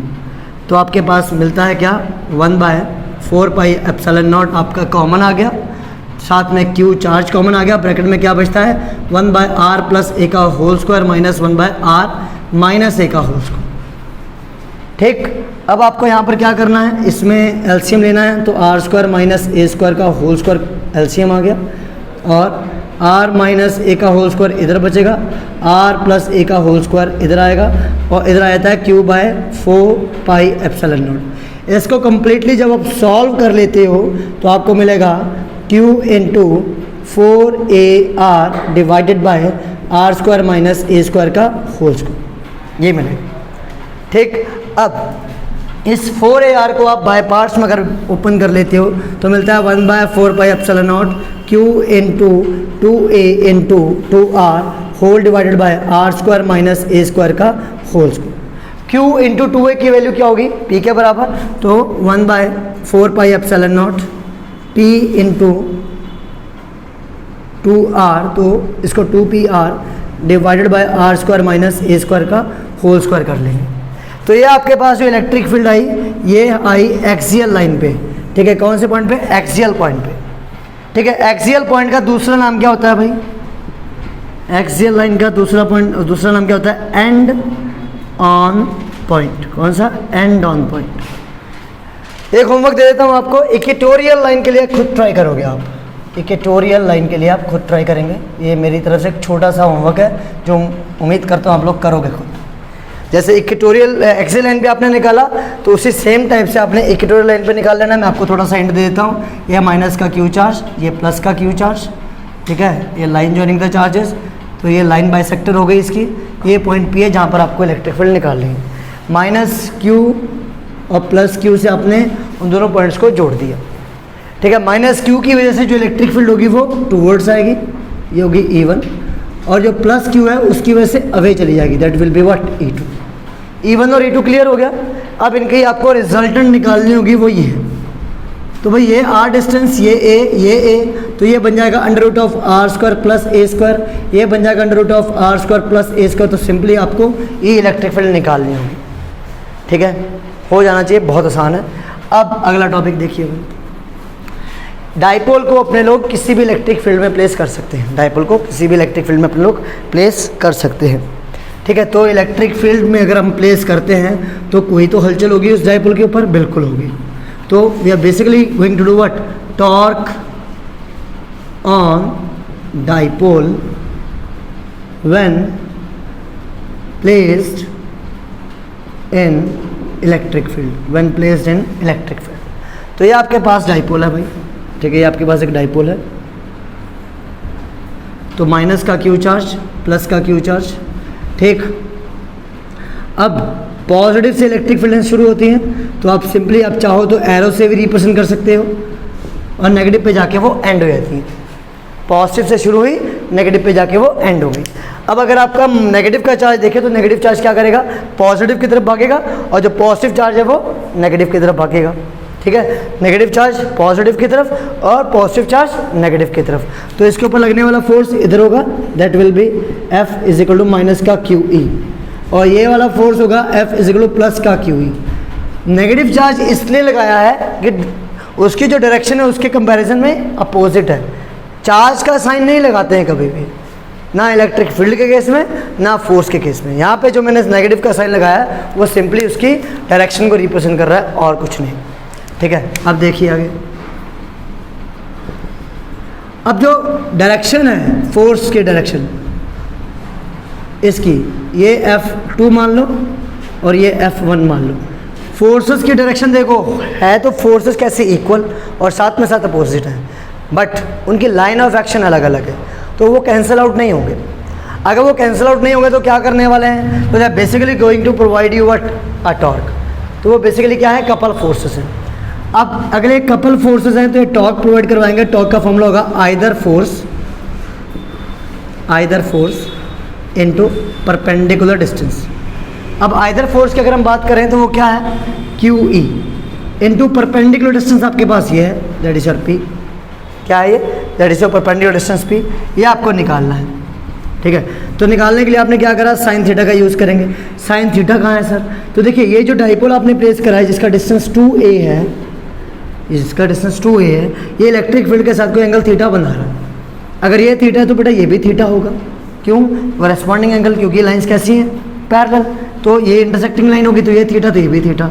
यहाँ से आपने क्या करा? साइन थीटा की वैल्यू निकाली इस ट्रायंगल से। तो साइन थीटा की वैल्यू निकल के आती है P/2a, that is perpendicular upon hypotenuse 2a। तो P की वैल्यू आती है 2a साइन थीटा। इसको यहाँ पुट कर दोगे तो टॉर्क निकल के आता है QE into 2a। Q into 2a की वैल्यू कितनी होगी? P के बराबर, that is your dipole moment. तो आ जाता है कितना? PA। ओके, आपको यहाँ पे साइन थीटा भी लगाना था, क्योंकि पी की वैल्यू कम्प्लीटली लगानी थी, यहाँ पर 2a साइन थीटा, तो q इंटू 2 आपके पास आ गया p, ये साथ में e और साथ में आ जाएगा साइन थीटा। ये है टॉर्क का फॉर्मूला। ये क्या है? टॉर्क का फॉर्मूला। अब आगे सुनिए भाई, आपने जब घुमाया इस टॉर्क की वजह से इस डायपोल को, तो कुछ तो काम हुआ ना, तो वर्क डन कितना होगा उसके बारे में देख लेते हैं। तो work done in rotating a dipole, work done in rotating a dipole. तो देखो भाई, तो भाई सपोज अगर मैं लीनियर पाथ में जाता हूँ तो small amount of work done जो होगा वो क्या होगा? dw equal to FDS। आ रहा है? ठीक है, नहीं आ रहा? कितना? अच्छा, तो इसको हम मिटा देते हैं, कोई बात नहीं, यहाँ पे कर देते हैं। Work done in rotating a dipole, that is, हमें वर्क डन पता करना है। सिंपली याद रखो बस कि जब आपका ये डायपोल घूमेगा एक पर्टिकुलर इलेक्ट्रिक फील्ड में, तो उसके लिए अमाउंट ऑफ वर्क डन कितना होगा। भाई जब हम एक लीनियर पाथ में चलते हैं, जब एक लीनियर पाथ में अपने लोग चल रहे होते हैं, ओके सॉरी फॉर इनकन्वीनियंस, तो देखो भाई आपके पास जो वर्क डन होगा उसकी बात कर रहे थे। लीनियर पाथ में अगर आप चल रहे हो तो फोर्स काम करता है, और रोटेशनल पाथ में टॉर्क काम करता है। तो भाई लीनियर पाथ में आपका होता है dw इक्वल टू FDS, ये होता है ना। बट अगर अपने लोग रोटेशनल फोर्स की बात करें और रोटेशनल मोशन की बात करें तो लिखा जाएगा dw equal to tau, force की जगह आ जाएगा, और d थीटा ds की जगह आ जाएगा। क्यों? क्योंकि एंगुलर फोर्स आपका होता है टॉर्क, और एंगुलर डिस्प्लेसमेंट आपका होता है d थीटा। ये डिस्प्लेसमेंट है, यहाँ पर ये डिस्प्लेसमेंट है। फोर्स क्या कर रहा है? एक पर्टिकुलर बॉडी को लीनियर डिस्प्लेसमेंट कवर करने में हेल्प करता है। यहाँ पर टॉर्क हेल्प करता है एंगुलर डिस्प्लेसमेंट को कवर करने के लिए। टॉर्क का फॉर्मूला क्या है? PE साइन थीटा, उसको आप यहाँ पर यूज़ कर सकते हो। तो PE साइन थीटा साथ में आ गया d थीटा, तो ये आपके पास है dw। अब आपको टोटल वर्क डन अगर पता करना है तो आप क्या करोगे? इंटीग्रेटिंग, तो integrating dw equal to PE sine theta साथ में d थीटा, कहाँ से कहाँ तक? θ1 से θ2 तक। ठीक, इंटीग्रेशन ऑफ साइन थीटा होता है माइनस कॉस थीटा, तो माइनस साइन आ जाएगा बाहर, तो माइनस का PE ब्रैकेट में आ जाएगा कॉस थीटा, और कहाँ से कहाँ तक लिमिट्स? θ1 से θ2 तक। पुट करोगे तो माइनस का PE कॉस θ2 माइनस कॉस θ1। तो ये आपके पास है वर्क डन का फॉर्मूला। कोई दिक्कत इसमें? कोई प्रॉब्लम इसमें? सो आज बेसिकली अगला टॉपिक अपना जो है वो है इलेक्ट्रिक फ्लक्स। ठीक है, electric flux. Electric flux can be defined as the number of field lines passing through a close surface. किसी भी पर्टिकुलर सरफेस में से नंबर ऑफ फील्ड लाइंस कितनी पास हो रही हैं, अगर हमें वो पता करना है, वो बेसिकली क्या बता रहा है? आप इलेक्ट्रिक फ्लक्स पता करने की बात कर रहे हो। रिप्रेजेंट करने का तरीका है इसको फाई ई से, और पता करने का तरीका क्या है? इलेक्ट्रिक फील्ड ए जिस पर्टिकुलर एरिया में से पास हो रही है वो पर्टिकुलर एरिया ए, और एंगल थीटा। अब यहाँ पर ये एंगल थीटा क्या है? यहाँ पर ये एंगल थीटा क्या है? सपोज ये वो एक एरिया है जिसमें से फील्ड लाइंस पास हो रही हैं। ठीक है, these are the field lines that are passing, ये वो फील्ड लाइंस हैं जो पास हो रही हैं। ठीक, अब अगर ये इलेक्ट्रिक फील्ड लाइंस पास हो रही हैं और ये आपके पास पॉइंट पर एक normal N vector N cap बना दिया जाए, तो ये नॉर्मल क्या है? ये परपेंडिकुलर है। किस पर परपेंडिकुलर है? उस सरफेस पे परपेंडिकुलर है। ठीक है, तो ये नॉर्मल उस इलेक्ट्रिक फील्ड के साथ कोई एंगल बना रहा है, कितना? थीटा। कितना एंगल बनाएगा? थीटा एंगल बनाएगा। किसके साथ? इलेक्ट्रिक फील्ड के साथ। कौन? नॉर्मल। अब ये जो एंगल आपको ये क्लियर हो गया होगा कौन सा एंगल है? This is the angle between area vector, जिसको हम नॉर्मल कह रहे हैं। यहाँ पर ये क्या है? एरिया वेक्टर है। ये एरिया वेक्टर है, कहने का मतलब एरिया के लिए पर्टिकुलर जो डायरेक्शन होती है वो एक नॉर्मल रिप्रेजेंट करता है। साथ में साथ ये एक इलेक्ट्रिक फील्ड है, और theta is the angle between this particular area vector and electric field. तो ये आपके पास जो फ्लक्स है ये एक स्केलर क्वांटिटी है, ये एक स्केलर क्वांटिटी है। तो स्केलर क्वांटिटी है तो ऑटोमेटिकली आपके पास फॉर्मूला निकल के आता है phi E is equal to E vector dot A vector, क्योंकि dot product of two vector quantities gives you what? A scalar quantity. दो पर्टिकुलर वेक्टर क्वांटिटीज का अगर आप डॉट प्रोडक्ट करते हो तो आपको क्या मिलता है? एक स्केलर क्वांटिटी मिलती है। ठीक है, तो यहाँ पर आपके पास इसका यूनिट क्या बन जाता है? इलेक्ट्रिक फील्ड का होता है न्यूटन पर कूलम, और एरिया का क्या है? मीटर स्क्वायर, तो Newton metre square per coulomb. ठीक है, this is the unit for electric flux. अब एक स्फीयर लिया हमने, एक स्फीयर लिया, ये स्फीयर है, कंप्लीटली एक स्फीयर है। इस स्फीयर में से आपने number of field lines pass करवाई, ठीक है, स्फीयर में से नंबर ऑफ फील्ड लाइंस आपने पास करवाई, इसका रेडियस है कितना r, ठीक। अब सबसे इम्पोर्टेंट चीज़ जो आपको यहाँ पर पता करनी है, ये फ्लक्स के लिए आपका फॉर्मूला वही same E A cos theta होगा, बिल्कुल होगा, ठीक। अब एरिया की वैल्यू क्या पुट करोगे, हाँ भाई एरिया की वैल्यू क्या पुट करनी चाहिए, देखा जाए तो दिमाग में ये चल रहा होगा ना, स्फीयर का टोटल सरफेस एरिया पुट कर दिया, हाँ है ना, बट क्या होगा, हाँ जी पाई आर स्क्वायर। क्यों, क्योंकि हमें वो प्रोजेक्टेड एरिया जिसमें से फील्ड लाइंस पास हो रही होगी वो एक सर्कल की तरह बिहेव कर रहा है। अगर आप पीछे से एक टॉर्च लगा जलाएं, ठीक है, और इसके पीछे एक दीवार हो, एक स्क्रीन हो, तो इसकी जो परछाई उस दीवार पर बनने वाली है वो कैसी होगी, एक सर्कल के फॉर्म में होगी, एक सर्कल के फॉर्म में होगी। तो वो पर्टिकुलर सर्कल क्या है, इसके लिए एक प्रोजेक्टेड एरिया है जिसमें से वो फील्ड लाइंस पास हो रही होंगी। तो यहाँ पर आपने क्या करना है, एक सर्कल लेके चलना है। तो सर्कल का एरिया क्या होता है, पाई आर स्क्वायर, तो रेडियस आपको पता ही था, तो पाई आर स्क्वायर नाम का आपके पास एरिया होगा। इलेक्ट्रिक फील्ड जो पास हो रही है, और नॉर्मल जब आप बनाओगे एन कैप वो इलेक्ट्रिक फील्ड के डायरेक्शन में होगा। तो थीटा कितना 0 डिग्री, तो कॉस 0 की वैल्यू कितनी 1। सिमिलरली अगर मैं कोण की बात करूँ तो ये फील्ड लाइंस आ रही हैं, अब बताओ, अब बताओ भाई, ये आपके पास फील्ड लाइंस ही, ठीक है, ये आपके पास है h हाइट हो गई, और ये आपके पास इसका रेडियस r। क्या कहते हो, कोण के लिए क्या होगा, कोण के लिए कौन सा पर्टिकुलर एरिया काम कर रहा होगा, ट्रायंगल का एरिया काम कर रहा होगा, काय का, ट्रायंगल का एरिया। तो यहाँ पर एक बीच में एक ट्रायंगल बनेगा समथिंग, ठीक है, जो पीछे अगर दीवार पे अगर आप टॉर्च इस कोण के ऊपर मारते हो तो ट्रायंगल के फॉर्म में एक शेप ऑक्यूपाई हो जाएगी, कहाँ पर, एक स्क्रीन पर। तो यहाँ पर जो एरिया आप लेने वाले हो वो किसका होगा, ट्रायंगल का होगा, that is half base into height. तो number of field lines passing through a close surface gives you what, a flux. Simple सा फॉर्मूला है, कौन सा, phi E is equal to E A cos theta. Theta क्या है यहाँ पर, angle between the electric field and normal. Electric field और normal के बीच का जो भी पर्टिकुलर एंगल होगा वो है यहाँ पर एंगल थीटा, ठीक है। एक तरीका तो इलेक्ट्रिक फ्लक्स को पता करने का ये हो गया, ठीक। दूसरा तरीका दिया गॉस ने, दूसरा तरीका दिया गॉस ने, तो गॉस लॉ आपको पता होना चाहिए। तो गॉस के according the total number of field lines passing through a close surface is what, 1 by epsilon naught times the charge enclosed by it, ठीक है। तो flux will be what, 1 by epsilon naught times the charge enclosed by the Gaussian surface। तो अगर आपके पास कोई Gaussian surface है, या आपके पास सपोज कोई गॉसियन सरफेस होगी, इसने चार्ज क्यू इनक्लोज करा हुआ है, तो सिंपली फ्लक्स कितना होगा, phi E will be equal to Q by epsilon naught, ठीक। तो यहाँ से सारी की सारी फील्ड लाइंस देखिए बाहर जा रही होंगी, ठीक है, सारी की सारी फील्ड लाइंस क्या गई, बाहर गई, ठीक है। अगर पॉजिटिव का चार्ज है, अगर पॉजिटिव का चार्ज है। सिमिलरली अगर नेगेटिव का चार्ज होता, अगर नेगेटिव का चार्ज होता फिर फील्ड लाइंस ये रिसीव कर रहा होता, और अगर दोनों चार्ज होते फिर क्या होता भाई, एक नेगेटिव होता एक पॉजिटिव होता, तो जितनी फील्ड लाइंस निकल रही है उतनी आ जा रही है, तो नेट चार्ज कितना हो गया 0, तो फ्लक्स भी कितना हो जाता 0।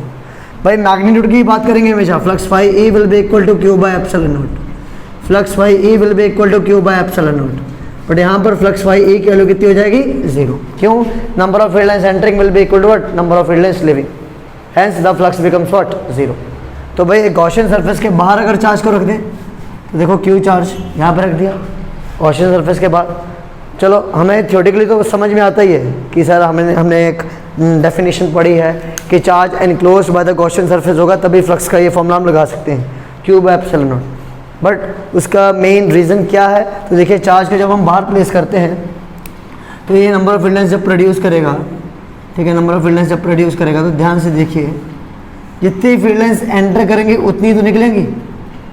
ये सारी की सारी फील्ड लाइंस एंटर कर रही हैं भाई, हाँ या ना, ये सारी की सारी फील्ड लाइंस एंटर कर रही हैं, और ये वाली फील्ड लाइंस क्या कर रही हैं, लीव कर रही हैं।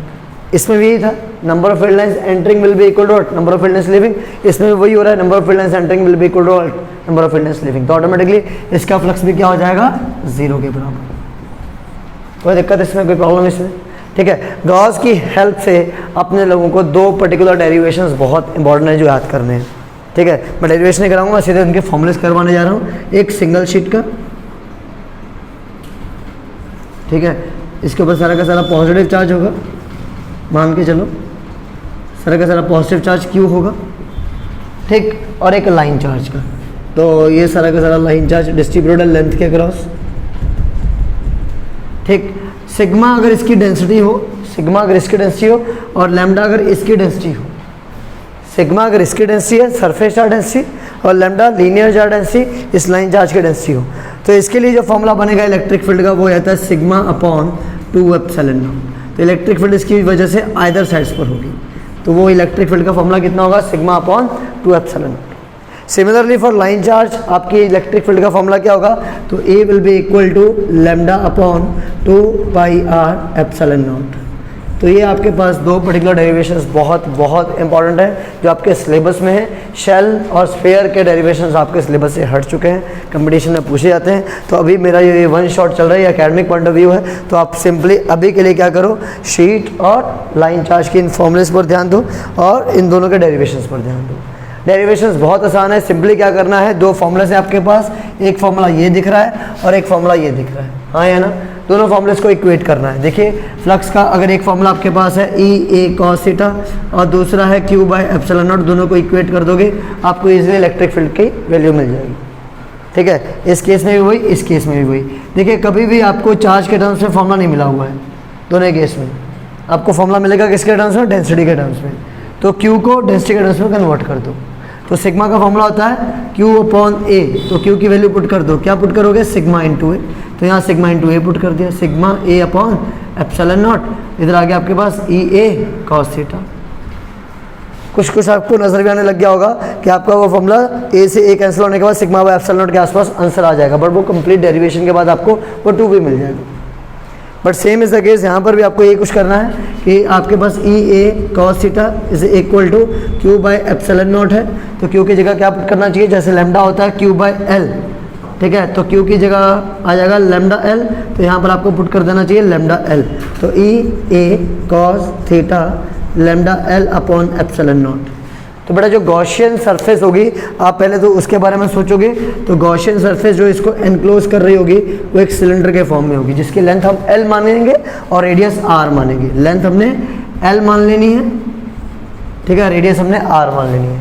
तो उसका जो एरिया होगा वो क्या होगा, पाई आर स्क्वायर एल, क्या होगा, pi r square L, A into pi r square, pi r नहीं गलत बोल दिया मैंने, पाई आर स्क्वायर एल, तो इसकी वॉल्यूम होगी तो 2 पाई आर एल, क्लियर है ना, ठीक है।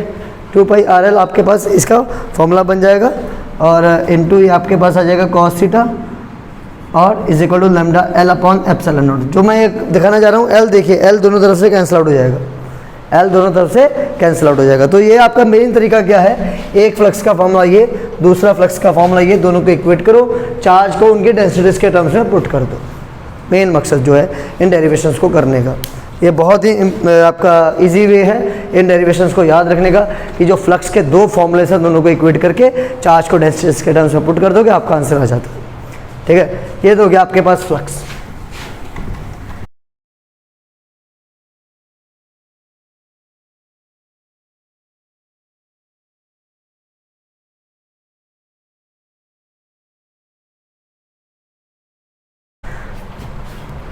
ठीक है, अब देखिए अगर कोई क्वेश्चन फ्लक्स का कुछ ऐसा आ जाए, ध्यान से देखिए, अगर एक सिलेंडर प्लेस हो, ठीक है, एक्स एक्सेस पर, जिसकी लेंथ हमें दे रखी हो 1 मीटर्स, ठीक है, और ये आपके पास 1 मीटर की दूरी पर उसका एक एंड, ठीक है, सिलेंडर का एक पर्टिकुलर जो पहला एरिया है उसकी दूरी उसके ओरिजिन से 1 मीटर की दूरी पर दे रखी हो और साथ में सब गिवन हो इलेक्ट्रिक फील्ड की वैल्यू जैसे 2x i कैप, ठीक है।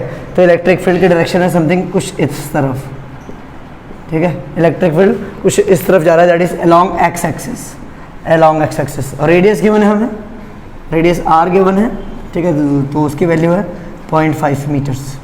तो आपको बोला जाए पहले पार्ट में फ्लक्स पता करो भाई और दूसरे पार्ट में चार्ज पता करो।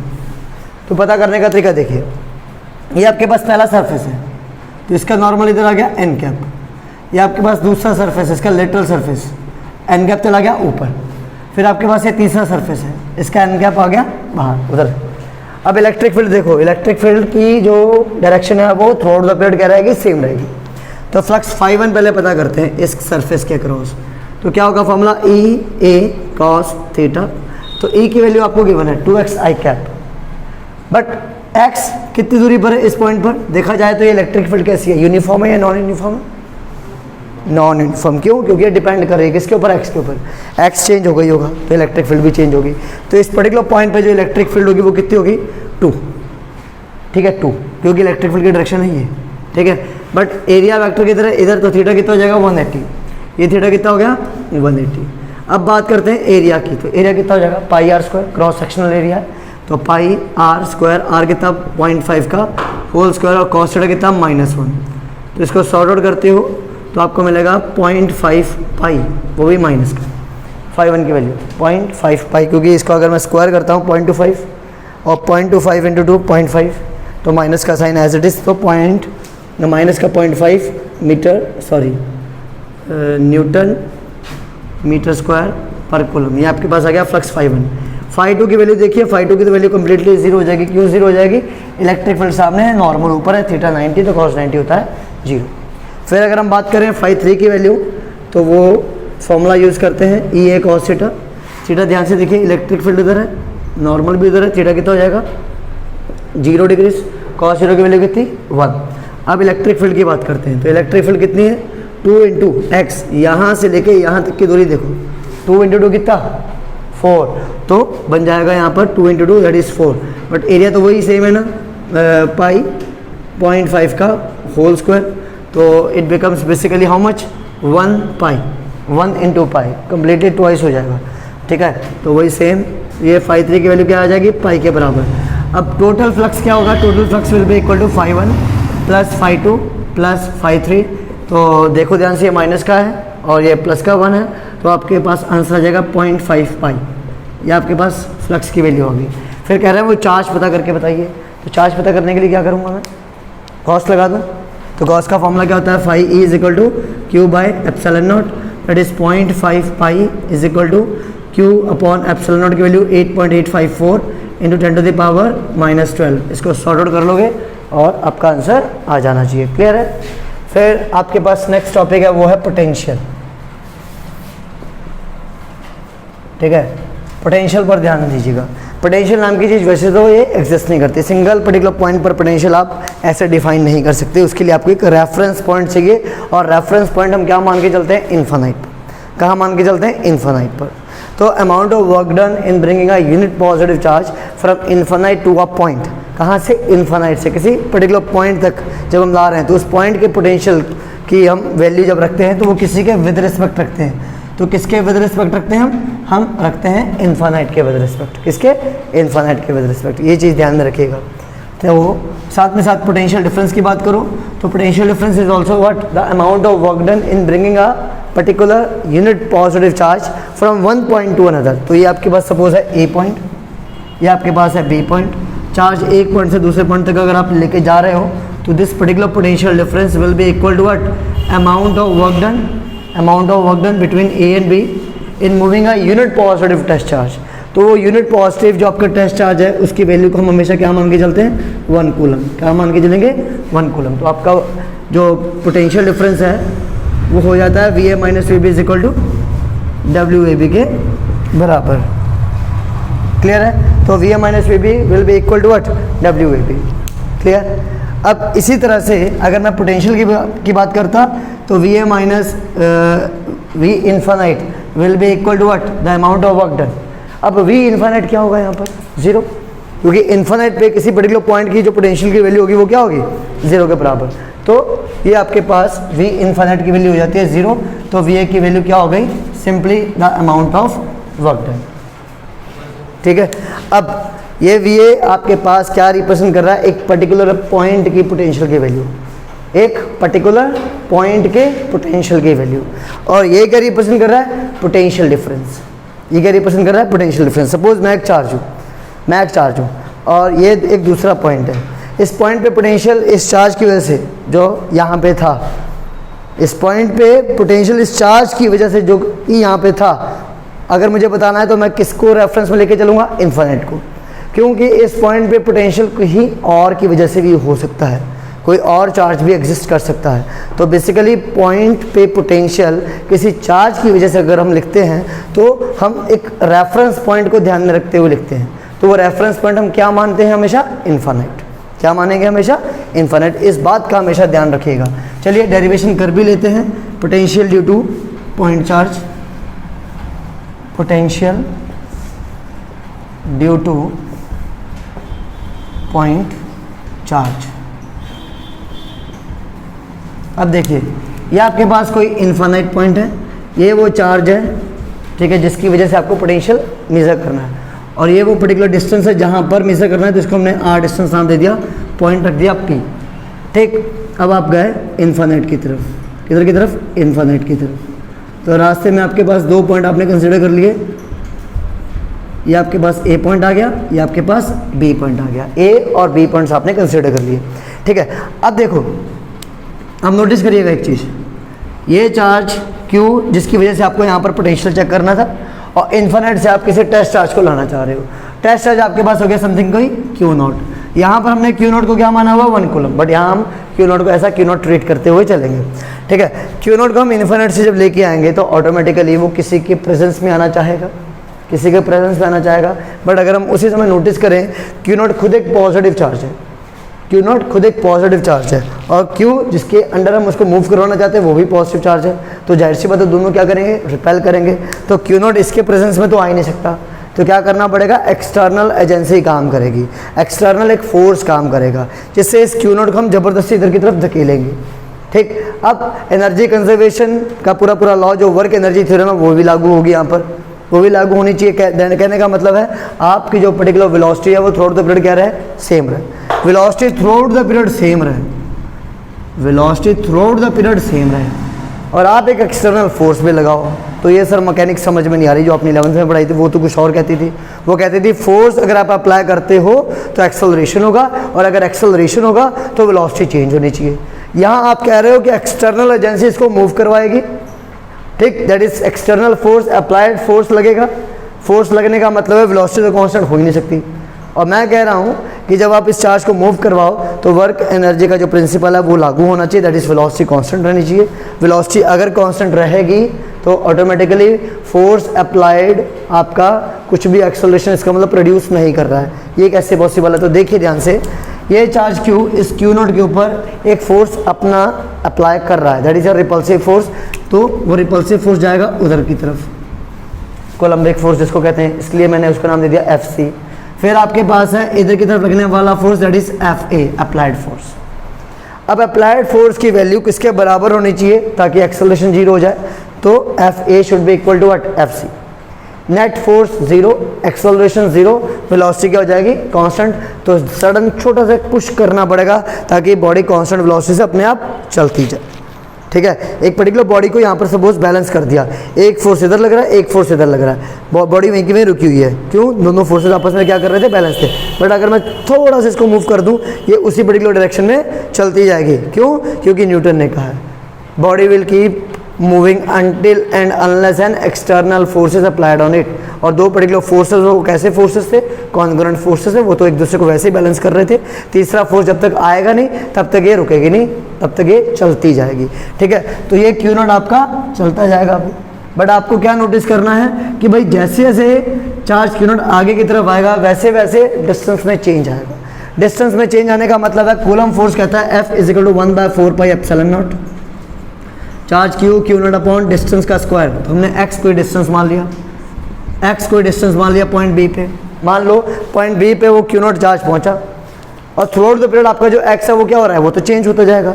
अगर x चेंज होगा तो FC जो आपका कूलम फोर्स है वो भी तो चेंज होगा, और जब कूलम फोर्स चेंज होगा तो हमें अपना एक्सटर्नल फोर्स भी जो अप्लाइड फोर्स है उसको भी चेंज करना पड़ेगा। तो कहने का मतलब एक ऐसा फोर्स है वेरिएबल फोर्स। तो वेरिएबल फोर्स के लिए हम वर्क डन निकालते हैं किस फॉर्मूले से? dW is equal to FdX, integration both sides, याद है? dW is equal to FdX, दोनों तरफ क्या करना पड़ेगा आपको? इंटीग्रेशन। क्लियर है बात यहाँ पर? तो ये आपके पास है वेरिएबल फोर्स। ये वेरिएबल फोर्स आप यहाँ लगाते हो तो क्या मिलता है? 1/4πε0 Q0 अपॉन x का स्क्वायर, साथ में आ गया क्या? dx। कहाँ से कहाँ तक आप काम कर रहे थे? स्मॉल डिस्टेंस के लिए। पहले हम बात कर रहे हैं सिर्फ और सिर्फ ये स्मॉल डिस्टेंस के लिए, that is D x distance. D x distance पर ये अप्लाइड फोर्स का काम था, जो किसके बराबर था? एफ सी के बराबर, और उसकी वैल्यू मैंने यहाँ पुट कर दी। ठीक, एक छोटे से डिस्टेंस के लिए था। टोटल वर्क डन आपका जो करना है वो कहाँ से कहाँ करना है? इन्फानाइट टू आर डिस्टेंस तक। इन्फानाइट टू आर डिस्टेंस तक अगर हम काम करते हैं तो हमें क्या मिलता है? 1/4 pi epsilon naught Q naught upon x का स्क्वायर। ठीक है, integration of what? D x, कहाँ से कहाँ तक? इन्फानाइट टू, सॉरी ये 1/x² भी आपका अंदर आएगा, साथ में साथ डी एक्स कहाँ से कहाँ तक? Infinite to R. अब 1/x² का जो इंटीग्रेशन होगा वो मिलेगा माइनस का 1/x। ठीक है, सॉल्व करके देख लेना बेशक। तो 1/4 pi epsilon naught Q not bracket में माइनस का 1/x, और यहाँ आ जाएगा इन्फानाइट टू आर। अब एक चीज़ जो यहाँ पर मिस हो गई वो देख लीजिए जरा। कूलम्ब फोर्स किधर था? उधर, और आपका डी एक्स डिस्टेंस किधर है? इधर।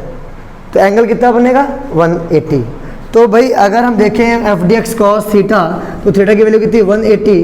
तो कॉस 180 कितना? -1। तो माइनस साइन ऊपर से चलता आएगा साथ में साथ, वो माइनस ये माइनस ऑटोमेटिकली क्या हो जाएंगे? प्लस। तो क्या मिलता है? 1/4 pi epsilon naught Q naught R लगाओगे पहले तो 1/r माइनस का 1/इन्फानाइट, तो क्यू नॉट अपॉन क्या मिलता है? आर के बराबर। दैट इज वर्क डन की वैल्यू आ जाती है 1/4 pi epsilon naught Q naught upon are. This is what? The total amount of work done in moving a particular ये चार्ज। कौन सा चार्ज? Test charge. कहाँ से? इन्फानाइट से कहाँ तक? इस पर्टिकुलर पॉइंट। अब आपको निकालना है पोटेंशियल। तो पोटेंशियल के अकॉर्डिंग डेफिनेशन क्या थी? VA will be equal to what? Work done in moving a unit positive charge. तो आपको यहाँ से W की वैल्यू को यहाँ पर उठा के रख देना है। तो रखोगे तो क्या मिलता है? 1/4 pi epsilon naught Q naught upon r into 1/क्यू नॉट। तो बेटा क्यू नॉट से क्यू नॉट कैंसिल, तो क्या मिलेगा? 1/4 pi epsilon naught Q upon are. This becomes what? Potential due to a point charge at any point. किसी भी particular point पर अगर आपको पोटेंशियल की वैल्यू चाहिए, फॉर्मूला ये लगेगा, that is 1/4 pi epsilon naught Q upon R. याद रखने वाली चीज़ ये कि भाई ये चार्ज का नेचर पुट करना पड़ेगा। नेगेटिव है तो नेगेटिव का साइन लगाना पड़ेगा। क्लियर है बात? यहाँ पर कोई दिक्कत तो नहीं? देख लीजिए एक बार।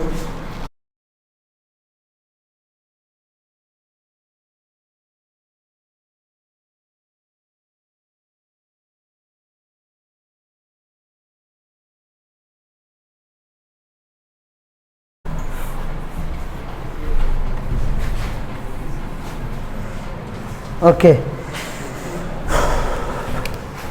Potential gradient and electric field. Potential gradient and electric field के बीच का रिलेशन। ठीक है, ये दो चीज़ों के बीच में आपको पता करना है। अब देखिए, ये दो सरफेसेस, ये आपके पास है दो सरफेसेस। इस पर्टिकुलर सरफेस का पोटेंशियल है V प्लस GV, और इस सरफेस का पोटेंशियल है V। एक का सरफेस का पोटेंशियल है V प्लस GV, और एक सरफेस का पोटेंशियल है V के बराबर। इनके बीच में डिस्टेंस कितना है? इनके बीच में डिस्टेंस है कितना? dr। कितना डिस्टेंस है? dr। ठीक है भाई, मैं मान के चलता हूँ दो इक्विपोटेंशियल सरफेसेस। एक इक्विपोटेंशियल सरफेस पर पोटेंशियल कितना है? V प्लस GV, और दूसरे पर कितना है? V। तो भाई दो इक्विपोटेंशियल सरफेसेस, एक का पर्टिकुलर पोटेंशियल है V प्लस GV और दूसरे का पोटेंशियल है V, तो automatically there is some sort of potential difference. Potential difference है तो ऑटोमेटिकली चार्ज तो मूव करेगा। अगर पोटेंशियल सेम होते तो चार्ज मूव नहीं करता। अब यहाँ पर देखिए, V प्लस GV आपके पास जो पोटेंशियल है ज़्यादा है किससे? इससे। ठीक है, तो चार्ज अगर कोई समथिंग Q यहाँ पर है, अगर वो इधर जाना चाहेगा तो वो खुद तो नहीं जाएगा, उसको लेके जाना पड़ेगा। तो काम करना पड़ेगा अगेंस्ट द इलेक्ट्रिक फील्ड, तो dW is equal to F D R distance को कवर करना है। ठीक है, कॉज ऑफ 180, फिर से वो 180 डिग्री। क्यों? क्योंकि अगेंस्ट द इलेक्ट्रिक फील्ड काम हो रहा है। क्यों? क्योंकि ध्यान से देखो ना यार, आपके पास यहाँ पर जो अपोजिट डायरेक्शन का रोल प्ले यहाँ पर भी हो रहा है। अब आपके पास जो फोर्स का फॉर्मूला है वो क्या है, Q E d are cos 180 degree, और इधर क्या है डी डब्ल्यू। कॉस 180 का साइन कितना -1, तो माइनस का क्यू ई डी आर। ये वो चार्ज क्यू है जिसको मूव करवा रहा है, ये जो चार्ज क्यू है जिसको मूव करवा रहा है इन दो पर्टिकुलर सरफेस के बीच में। तो ये आ जाती है इक्वेशन नंबर 1। दूसरी पर्टिकुलर इक्वेशन क्या है, D W is equal to small amount of work done, ठीक है, बिटवीन टू पर्टिकुलर पोटेंशियल्स। तो दो पोटेंशियल्स का पोटेंशियल डिफरेंस कितना डी, दोनों को अगर मैं माइनस करूँ क्या मिलेगा D we into charge Q जिसको मूव करवाना है वो है क्यू, जिसको हमने मूव करवाना है वो क्या है क्यू। तो यह आती है इक्वेशन नंबर 2। दोनों को अगर हम इक्वेट कर दें तो क्या मिलता है, d we into q will be equal to minus का q E d r, q से क्यू कैंसिल हो जाएगा तो E will be equal to what, minus का d v over d r. यहाँ पर ये नेगेटिव साइन क्या इंडिकेट कर रहा है भाई, negative sign indicates only one thing that is potential decreases in the direction of electric field. याद रखिए, negative sign indicates that potential decreases in the direction of electric field. ये चीज़ है जो यहाँ पर आपको याद रखनी है नेगेटिव साइन के लिए, ठीक है। ये तो हो गया रिलेशन किसके बीच का, पोटेंशियल ग्रेडियंट और इलेक्ट्रिक फील्ड के बीच का। क्वेश्चन कैसा आता है, क्वेश्चन समझ लीजिए भाई। अब सपोज ये ए पॉइंट है, ये बी पॉइंट है, ये सी पॉइंट है, तो ए बी सी, ये आपके पास कोई एक डिस्टेंस है 3 मीटर्स, ये डिस्टेंस है आपके पास 4 मीटर्स, ठीक है। अब आपको कोई पूछ ले पोटेंशियल डिफरेंस बताइए दो पॉइंट्स के बीच में, अगर इलेक्ट्रिक फील्ड गिवन है, डिस्टेंस गिवन है, तो दिमाग में झट से ये पर्टिकुलर डायग्राम फॉर्मूला ही आपके दिमाग में घूमेगा कि भाई पोटेंशियल डिफरेंस डी और उनके बीच का distance D R. Automatically electric field अगर गिवन होगी तो किसमें से अगर कोई भी दो चीज़ें गिवन होंगी हम तीसरी चीज़ निकाल लेंगे, ऐसे ही कुछ, ठीक है। अब देखो वो कहते हैं भाई वी ए माइनस वी सी निकाल के दिखाओ, वी ए माइनस वी सी निकाल के दिखाओ। अब आपका दिमाग क्या कह रहा है, अगर इलेक्ट्रिक फील्ड गिवन हो something 2 newton per coulomb, 2 newton per coulomb आपकी वो इलेक्ट्रिक फील्ड गिवन हो, और आपको V A minus V C पूछ रहे हो, V A minus V C that is V A C अगर पूछ रहे हो, ठीक है, तो ऑटोमेटिकली आप तो ये सोचोगे ना ई गिवन है, ये डी आर डिस्टेंस होगा ए और सी के बीच का, भाई जिन दो पॉइंट्स के बीच में आपको पोटेंशियल निकालना है उन्हीं दो पॉइंट्स का डिस्टेंस लोगे और वही डी आर की तरह एक्ट करेगा। बट ऐसा नहीं है, जो ये डी आर डिस्टेंस है ध्यान से देखिए क्या है, दो इक्यू पोटेंशियल सर्फेसेस के बीच का डिस्टेंस है जो कि यहाँ पर परपेंडिकुलर डिस्टेंस होगा। अब जो पोटेंशियल इस पॉइंट पे है वही पोटेंशियल इस पॉइंट पे, जो पोटेंशियल इस पॉइंट पे है वही पोटेंशियल इस पॉइंट पे, तो अगर पोटेंशियल डिफरेंस इन दोनों के बीच में 2 वोल्ट है तो इन दोनों के बीच में भी 2 वोल्ट होगा, जाहिर सी बात है। तो वो हमेशा डिस्टेंस कौन सा लेना है, परपेंडिकुलर डिस्टेंस लेना है। तो हम यहाँ पर क्या करते हैं, पहले हम V A minus V B निकालेंगे, V A minus V B निकालते हैं तो हमें क्या मिलता है E into D r, d r कौन सा है, परपेंडिकुलर डिस्टेंस, तो ई की वैल्यू 2, डी आर की वैल्यू कितनी 3, तो मिल गया कितना 6 वोल्ट। अब आप लोग निकालते हैं V B minus V C, V B minus V C क्या होगा, electric field E into D R distance क्या है 0, क्यों, क्योंकि वो एक ही पोटेंशियल पे अप्लाई कर रहे हैं, डी आर डिस्टेंस तो है ही नहीं, D R distance is the distance between 2 equipotential surfaces. But आपका जो डी आर डिस्टेंस है जो यहाँ ए बी और सी की बात कर रहा है वो तो यार दोनों पॉइंट्स हैं ही एक पर्टिकुलर पोटेंशियल पे, तो उनके बीच में तो पोटेंशियल डिफरेंस वैसे क्या होगा 0, V B minus V C will be what 0। Equation number 1, equation number 2, V A minus V B की value 6, V B minus V C की वैल्यू 0, दोनों को अगर हम ऐड कर दें वी बी से वी बी कैंसिल आउट हो जाएगा, तो V A minus V C will be equal to what 6। तो potential difference between A and C आपको कुछ इस तरीके से मिल जाना चाहिए। आप दूसरा काम क्या कर सकते हो, डाइपोल के लिए, भाई डाइपोल के लिए भी आपको डेरिवेशंस करने पड़ेंगे। Potential due to dipole on an axial line, on an equatorial line, this will be your homework. आप ये सेल्फ करोगे क्योंकि इलेक्ट्रिक फील्ड के लिए मैं आपको एक्सियल का करवा चुका हूँ, उसमें मैंने इक्वेटोरियल का होमवर्क दिया था, इसमें मैं दोनों का ही होमवर्क दे रहा हूँ। याद क्या रखनी है एक चीज़, पोटेंशियल एक स्केलर क्वांटिटी है, उसकी कोई डायरेक्शन नहीं होती, एक पर्टिकुलर पॉइंट पर जितने पोटेंशियल आते रहेंगे उन सबको आपने ऐड करते रहना विद देयर नेचर। नेगेटिव का साइन है, नेगेटिव का साइन इंक्लूड करोगे, पॉजिटिव तो ऑटोमेटिकली इंक्लूड हो ही जाता है, ठीक है। तो डाइपोल आपका आ जाएगा। आप क्वेश्चंस करते समय आपको एक क्वेश्चन पूछा जा सकता है कि डाइपोल के बारे में, जैसे इक्वेटोरियल लाइन पर आपका जो पोटेंशियल होता है वो 0 होता है due to dipole, but electric field की वैल्यू 0 नहीं होती, इलेक्ट्रिक फील्ड जीरो नहीं होता है। तो एग्जाम्पल के तौर पे पूछा जा सकता है, give a case in which potential is zero but electric field is not zero. और इसका वाइस वर्सा भी पूछा जा सकता है। वाइस वर्सा क्या हुआ कि पोटेंशियल जीरो नहीं होगा बट इलेक्ट्रिक फील्ड जीरो होगी। बताओ भाई, मेरे आंसर देने से पहले हो सके तो आप बता दो। एनीवन? हाँ, स्फीयर हो गया, शेल हो गया। भाई उसके चार्ज सरफेस पर रिसाइड करता है। चार्ज कहाँ रिसाइड करता है? सरफेस पे। चार्ज सारा का सारा सरफेस पे रिसाइड करेगा भाई। तो सरफेस पे चार्ज अगर रिसाइड करता है, इलेक्ट्रिक फील्ड क्या हो जाएगी? जीरो। अगर इलेक्ट्रिक फील्ड जीरो होगी तो इस फॉर्मूले में देखो आप, dv ओवर dr क्या हो जाएगा? जीरो। और अगर dv ओवर dr जीरो हो जाता है तो v क्या हो जाता है? v क्या हो जाता है? कांस्टेंट। हाँ है ना, v क्या हो जाएगा? कांस्टेंट के बराबर। तो इसके अंदर इलेक्ट्रिक फील्ड तो जीरो हो गई बट पोटेंशियल क्या हो जाएगा? कांस्टेंट। पोटेंशियल सेंटर से लेके सरफेस तक क्या रहेगा? सरफेस के ऊपर तक क्या रहेगा? कांस्टेंट रहेगा, वो चेंज नहीं होने वाला। पोटेंशियल समझ में आ गया। अब अपना लास्ट टॉपिक बचा है, वो है capacitor.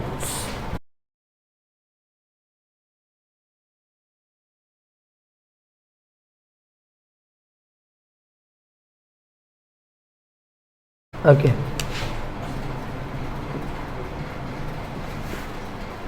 Capacitance,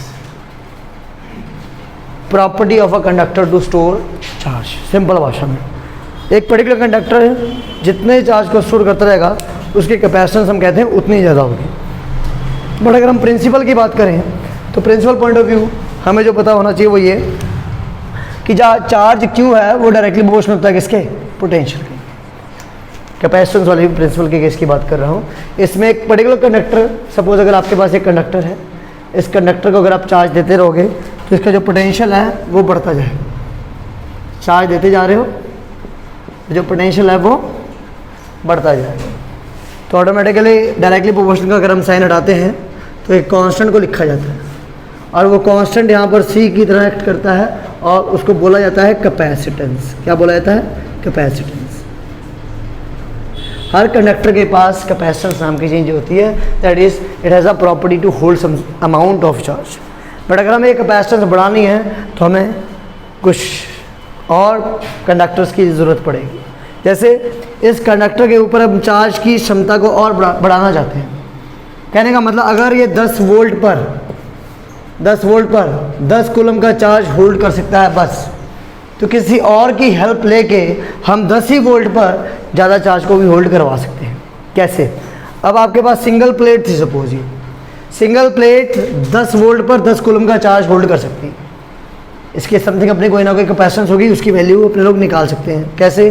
10 coulomb per 10 volt पर 10 कूलम का चार्ज होल्ड हुआ तो सी की वैल्यू कितनी हो जाएगी? Q upon V. Q की वैल्यू कितनी? 10। V की वैल्यू कितनी? 10 डिवाइड कर दिया, कितनी आ गई? 1 फैराडे। क्या आ गई? 1 फैराडे। 1 फैराडे क्या है? यूनिट। यूनिट किसका है? कैपेसिटेंस का। ठीक, अब अपने लोग आगे बढ़ते हैं। एक पर्टिकुलर कंडक्टर ने चार्ज को होल्ड करा हुआ है बट मैं क्या चाहता हूँ इसकी कैपेसिटेंस और बढ़ जाए, ये चार्ज को और ज़्यादा होल्ड कर ले। उसके लिए मुझे क्या करना पड़ेगा? मुझे एक और पर्टिकुलर कंडक्टर का यूज़ करना पड़ेगा। तो मैंने एक न्यूट्रल कंडक्टर इसके पास बुला लिया भाई, पास बुलाया, टच नहीं करवाया। उससे क्या होगा? उससे क्या होगा? ध्यान से देखिए, ये पर्टिकुलर चार्ज की वजह से यहाँ एक नेगेटिव का चार्ज इंड्यूस हो जाएगा। मैंने बोला मैं कंडक्टर को पास में लाया हूँ, मैंने बोला मैं कंडक्टर को पास में लाया हूँ। और कंडक्टर के पास जब हम एक दूसरे कंडक्टर को लेके आए तो नेगेटिव का चार्ज इधर इंड्यूस हो गया, पॉजिटिव का चार्ज आपका इधर इंड्यूस हो जाएगा। नेगेटिव का चार्ज ज़्यादा पास होने की वजह से इस नेगेटिव के चार्ज का यहाँ पर पोटेंशियल आ गया। अब वो पोटेंशियल कैसा होगा? माइनस का। वो पोटेंशियल कैसा होगा? माइनस का। ठीक, अब पॉजिटिव का चार्ज बेशक थोड़ा दूर है बट उसका भी तो पोटेंशियल यहाँ पर लगेगा और वो पोटेंशियल कैसा होगा? पॉजिटिव का। वो पोटेंशियल कैसा होगा? पॉजिटिव का। पास में होने की वजह से इस पोटेंशियल की वैल्यू मैं मान लेता हूँ ज़्यादा है as compare to this, as compare to this मान लेता हूँ इसकी -2 वोल्ट है और दूर होने की वजह से इसकी वैल्यू 1 वोल्ट है। तो ओवरऑल जो चेंज आएगा 10 वोल्ट में वो क्या आएगा? वो -2 से कम हुई और 1 से बढ़ गई। इसकी वजह से, इसके पास आने की वजह से, इसके पास आने की वजह से पहला काम क्या हुआ? इंडक्शन प्रोसेस की वजह से नेगेटिव चार्ज इधर आ गया, पॉजिटिव चार्ज इधर आ गया। नेगेटिव चार्ज की वजह से -2 वोल्ट इसका कम हुआ बट पॉजिटिव चार्ज की वजह से 1 वोल्ट इसका बढ़ गया। और ये कंडक्टर कितने वोल्ट को झेल सकता है? 10 वोल्ट से ज़्यादा नहीं। 10 वोल्ट से ज़्यादा नहीं। बाकी अगर 10 वोल्ट से ऊपर जाने की कोशिश करेगा, जो चार्ज होगा वो लीक होता रहेगा, तो ये 10 वोल्ट से ऊपर बढ़ेगा ही ना, 10 वोल्ट से ऊपर नहीं बढ़ेगा ये। चार्ज बढ़ाते रहो बट उधर पोटेंशियल को भी मेंटेन करना पड़ेगा 10 वोल्ट, ठीक है। 10 वोल्ट से आपको पोटेंशियल को भी मेंटेन करना पड़ेगा। तो हमने क्या करा, इस पर्टिकुलर कंडक्टर की वजह से हम नोटिस कर रहे हैं -2 वोल्ट से इसकी पोटेंशियल कम हुई बट 1 वोल्ट से बढ़ गई, तो अब 10 वोल्ट ना होकर कितनी है, 9 वोल्ट, और 9 वोल्ट पर कितना होल्ड कर रखा है, 10 कूलम। तो हम क्या कर सकते हैं, हम और चार्ज दे सकते हैं, हम और चार्ज दे सकते हैं, और चार्ज देंगे तो वोल्टेज बढ़ेगा। तो मान लिया हमने 11 कूलम कर दिया, तो 11 कूलम करा, उधर ये फिर से 10 वोल्ट हो गया। बट इस कंडक्टर को लाने का फ़ायदा तो हुआ ना, इस कंडक्टर की क्षमता तो बढ़ गई ना। पहले 10 वोल्ट पे 10 कूलम होल्ड कर रहा था, अब 10 वोल्ट पे 11 कूलम होल्ड कर रहा है। क्षमता को और बढ़ा सकते हैं। कैसे, ये जो पॉजिटिव चार्ज इसके पोटेंशियल को बढ़ाने का काम कर रहा है, इसको बढ़ने ना दें, तो उसके लिए क्या करें, इसको ख़त्म कर दें। इसको ख़त्म कैसे करा जा सकता है, इसको अर्थ कर दें। तो एक क्वेश्चन आता है बड़ा अच्छा, why is one plate of a capacitor being अर्थ।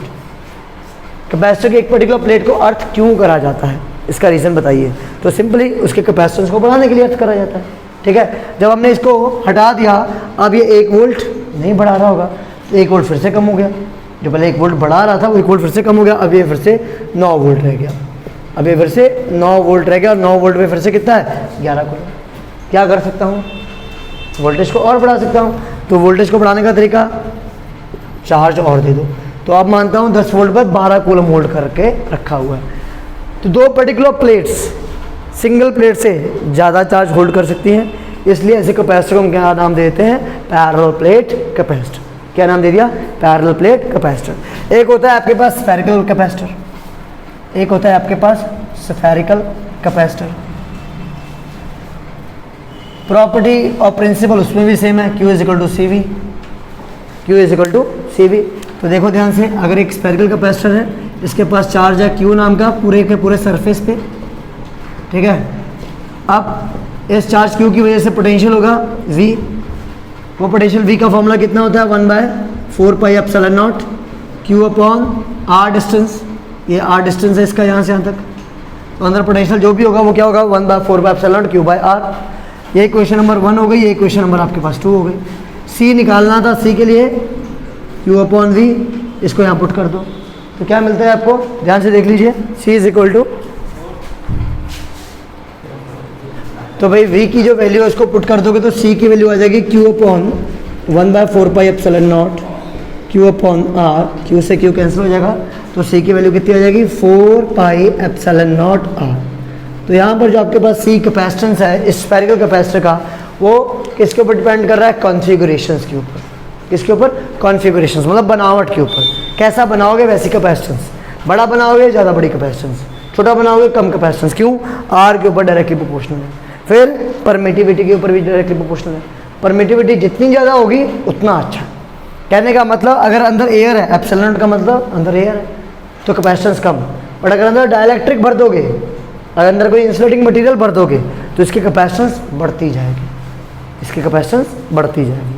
बात क्लियर हो रही है, इसमें कोई दिक्कत तो नहीं, ठीक है। स्फेरिकल कैपेसिटर में देख लो भाई, अगर ये स्फेरिकल कैपेसिटर की बात करते हैं, ये हो गया प्लस का सिग्मा, ये हो गया माइनस का sigma, two equal and opposite plates, ठीक है। सिंगल प्लेट के लिए मैंने आपको फॉर्मूला बता दिया था, कितना था, sigma upon 2 epsilon naught. But अगर पैरेलल प्लेट के लिए देखोगे तो बीच में इलेक्ट्रिक फील्ड के लिए फॉर्मूला निकल के आएगा,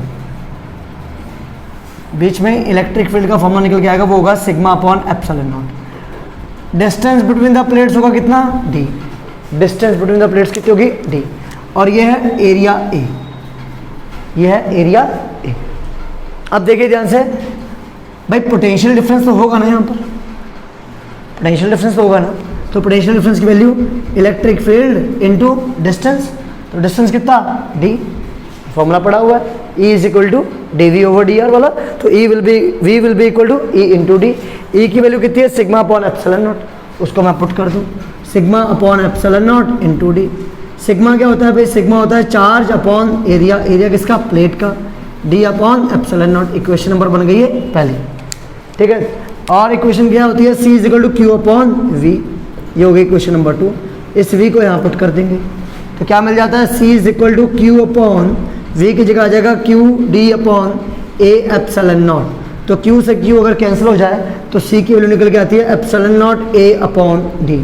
ये आ गया आपके पास capacitance due to parallel plate capacitor. Due to parallel plate capacitor आपके पास कैपेसिटेंस की वैल्यू निकल के आ जाती है। वही सेम चीज़ जो इसमें, अगर आप अंदर के मीडियम को बढ़ा देते हो, मतलब कोई और चीज़ भर देते हो, तो कैपेसिटेंस यहाँ भी बढ़ेगी तो यहाँ भी बढ़ेगी। फैक्टर्स अफेक्टिंग कैपेसिटेंस कौन कौन से फैक्टर्स हैं, परमिटिविटी, डी डिस्टेंस। अगर इसको बढ़ा दोगे तो कैपेसिटेंस की वैल्यू कम हो जाएगी। एरिया ऑफ द प्लेट्स, अगर इस पर्टिकुलर एरिया को अगर आप बढ़ा दोगे तो कैपेसिटेंस बढ़ जाएगी। उतने ज़्यादा चार्ज होल्ड कर सकती है, उतने ज़्यादा चार्ज होल्ड करेगी तो ऑटोमेटिकली कैपेसिटेंस बढ़ जाएगी। ठीक है, तो ये आपके पास हो गया स्फेरिकल कैपेसिटर, ये आपके पास हो गया पैरेलल प्लेट कैपेसिटर, ये हो गया प्रिंसिपल ऑफ कैपेसिटर, कैसे आपका कैपेसिटर बनता है। ठीक है, इफ़ इन केस हम बात करें डाई इलेक्ट्रिक्स की, तो डाई इलेक्ट्रिक्स बेसिकली दो तरह के होते हैं, एक पोलर और एक नॉन पोलर। एक पोलर डाइलेक्ट्रिक और एक non polar dielectric. Non polar और पोलर, क्या डिफरेंस होता है भाई? किसके होते हैं दो पोल्स, मतलब किसमें किसकी शेप एक ओवल की तरह होती है, पोलर की या नॉन पोलर की? पोलर की ओवल इन शेप होती है और नॉन पोलर की स्फेरिकल।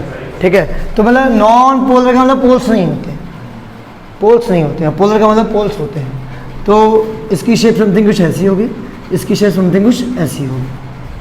ठीक, centre of positive charge, centre of negative charge, जैसे सेंटर ऑफ मास होता है ना, वैसे ही सेंटर ऑफ पॉजिटिव चार्ज होता है, वैसे ही सेंटर ऑफ नेगेटिव चार्ज होता है। दोनों पर्टिकुलर सेंटर्स आपके अगर कोइंसाइड कर रहे हैं, एक ही पर्टिकुलर पॉइंट पे हैं, तो ऐसे मॉलिक्यूल को हम कहते हैं, या ऐसे डाइलेक्ट्रिक को हम कहते हैं नॉन पोलर। क्या कहते हैं? Non polar. या डाइलेक्ट्रिक बना तो मॉलिक्यूल से ही है, तो उसके सिंगल मॉलिक्यूल्स की पहले बात करें तो सिंगल मॉलिक्यूल्स की शेप कुछ ऐसी होगी। किसके? नॉन पोलर मॉलिक्यूल की अगर हम बात करें तो नॉन पोलर मॉलिक्यूल समथिंग कुछ ऐसा है, एक ही पर्टिकुलर पॉइंट पे नेगेटिव चार्ज और एक ही पर्टिकुलर पॉइंट पे positive charge. But if I talk about polar molecule तो उसमें क्या होगा, नेगेटिव और पॉजिटिव थोड़ा दूर होंगे। Equal and opposite charges when separated by a distance apart, तो इसका मतलब उनके पास एक डाइपोल मोमेंट होना चाहिए। तो पोलर मॉलिक्यूल्स के पास डाइपोल मोमेंट होता है और नॉन पोलर के पास डाइपोल मोमेंट इनिशियली नहीं होता। बट अगर हम इनको किसी इलेक्ट्रिक फील्ड में रख देते हैं, अगर हम इनको किसी इलेक्ट्रिक फील्ड में रख देते हैं तो ये भी ऐसी कोई शेप ऑक्यूपाई कर लेते हैं और नेगेटिव चार्ज चला जाता है पॉजिटिव एंड की तरफ और पॉजिटिव चार्ज चला जाता है नेगेटिव एंड की तरफ, इनके बीच में एक डिस्टेंस आ जाती है। तो नॉन पोलर मॉलिक्यूल्स कब डाइपोल मोमेंट को ऑक्यूपाई करते हैं? जब वो किसी इलेक्ट्रिक फील्ड में रख दिए जाए। बट आपके जो पोलर मॉलिक्यूल्स हैं उनके पास पहले से ही डाइलेक्ट्रिक होता है। But if I talk about complete dielectric, तो कंप्लीट डाइलेक्ट्रिक की बात करें इनिशियली विदाउट इलेक्ट्रिक फील्ड, ये दोनों के दोनों विदाउट इलेक्ट्रिक फील्ड की बात कर रहा हूँ, विदाउट इलेक्ट्रिक फील्ड। अब जैसे इसके पास no dipole moment, initially no dipole moment, but एक मॉलिक्यूल के पास डाइपोल मोमेंट आ गया, कब आया? In the presence of electric field आया। अब यहाँ पर देखो डाइपोल मोमेंट पहले से ही था विदाउट इलेक्ट्रिक फील्ड। किसकी बात कर रहा हूँ अभी तक? मॉलिक्यूल्स की। बट जब डाइलेक्ट्रिक की बात करूँगा विदाउट इलेक्ट्रिक फील्ड, इसके पास भी नो डाइपोल मोमेंट होगा और इसके पास भी नो डाइपोल मोमेंट होगा। इसका समझ में नहीं आया होगा, ऐसा क्यों? क्योंकि इसके जितने भी मॉलिक्यूल्स होंगे वो रैंडम डायरेक्शंस में अरेंज होंगे और रैंडम डायरेक्शन में अरेंज होने की वजह से उनका जो नेट डाइपोल मोमेंट होगा वो जीरो हो जाता है। नेट डाइपोल मोमेंट क्या हो जाएगा? इसका भी जीरो, और नेट डाइपोल मोमेंट इसका तो पहले से क्या है? जीरो। डाइलेक्ट्रिक्स जो दोनों के दोनों है, पोलर हो या नॉन पोलर हो, दोनों डाइलेक्ट्रिक्स के पास डाइपोल मोमेंट की वैल्यू इनिशियली क्या होगी? जीरो होगी। बट अगर हम दोनों को इलेक्ट्रिक फील्ड में रख देंगे तो दोनों किस तरह से एक्ट करेंगे, ध्यान से देख लीजिए। सपोज ये इलेक्ट्रिक फील्ड गई, ये कुछ इलेक्ट्रिक फील्ड जा रही है और इस इलेक्ट्रिक फील्ड की वजह से जो इनके मॉलिक्यूल्स हैं वो कुछ ऐसी शेप को ऑक्यूपाई कर लेते हैं। ध्यान से देखिए, कुछ इस तरह से सारे के सारे जितने भी मॉलिक्यूल्स हैं। कहने का मतलब पॉजिटिव जो इधर एंड है वो नेगेटिव को खींच लेता है। ठीक है, तो पॉजिटिव यहाँ आ गया, फिर नेगेटिव इधर आ गया, फिर पॉजिटिव आ गया, फिर नेगेटिव इधर आ गया, फिर पॉजिटिव आ गया भाई। सारे के सारे नेगेटिव एक तरफ भागेंगे, सारे के सारे पॉजिटिव एक तरफ भागेंगे। अब देखो positive negative neutralise, positive negative neutralise, positive negative neutralise, positive negative neutralise. तो बचता क्या है, इधर वाला नेगेटिव और इधर वाला पॉजिटिव। एक तरफ बच जाता है नेगेटिव चार्ज, तो इस तरह से ड्रॉ होगा समथिंग ये, देख लो ये कुछ इस तरह से ड्रॉ होगा, नेगेटिव एक तरफ चला गया और पॉजिटिव एक तरफ चला गया। देखने में कुछ ऐसा लग रहा होगा भाई, अगर ये पर्टिकुलर प्लेट पॉजिटिव की है और ये प्लेट अगर नेगेटिव की है, तो पॉजिटिव ने नेगेटिव को एक तरफ ले आया और ये नेगेटिव पॉजिटिव को एक तरफ ले आया। देखने में कुछ ऐसा लग रहा है इंडक्शन मेथड लगा है, बट इंडक्शन मेथड कहाँ लगता है, only in case of conductors. और मैं बार बार बात कर रहा हूँ इसकी डाइलेक्ट्रिक की, कहने का मतलब एक टाइप ऑफ इंसुलेटर। तो भाई इंडक्शन मेथड की वजह से तो ऐसा नहीं हुआ है, तो ये कौन सा मेथड लगा यहाँ पर, पोलराइजेशन। कौन सा मेथड लगा, पोलराइजेशन। तो पोलराइजेशन फिनोमेना लगता है कहाँ, इन case of dielectrics. In case of dielectrics कौन सा फिनोमेना लगता है, पोलराइजेशन। चार्जेस को नाम अभी भी हम क्या देंगे, इंड्यूस्ड। तो क्यू डैश यहाँ पर कैसा चार्ज है, इंड्यूस्ड चार्ज है। कैसा चार्ज है, इंड्यूस्ड चार्ज। इसकी वैल्यू पता करनी है, तो इसके ऊपर का चार्ज अगर क्यू है तो क्यू डैश की वैल्यू क्या होगी, क्यू ब्रैकेट में 1 - 1 अपॉन की। Q dash is equal to Q bracket में 1 - 1 अपॉन की। ठीक, के क्या होगा, dielectric constant. In case of conductors के इन्फानाइट होता है। क्या होता है, के इन्फानाइट। तो जो इंडक्शन मेथड की वजह से equal and opposite charges induce होते थे, याद करो। जितना चार्ज प्लस का सिग्मा यहाँ होगा, इंडक्शन की वजह से मेटल्स पर नेगेटिव का चार्ज ऑटोमेटिकली इंड्यूस हो जाएगा। But in case of insulators ऐसा नहीं, या डाइलेक्ट्रिक्स ऐसा नहीं। अगर आपके पास इधर पॉजिटिव का चार्ज है प्लस क्यू, तो यहाँ होगा तो नेगेटिव का ही चार्ज, यहाँ माइनस का साइन भी साथ में लगाना चाहिए। क्यों, हमेशा उल्टा चार्ज आएगा, हमेशा उल्टा चार्ज आएगा। तो माइनस का क्यू ब्रैकेट में 1 - 1 अपॉन के। तो के उस पर्टिकुलर डाइलेक्ट्रिक का डाइलेक्ट्रिक कांस्टेंट जो भी होगा। क्लियर है यहाँ तक, आगे बढ़ते हैं भाई।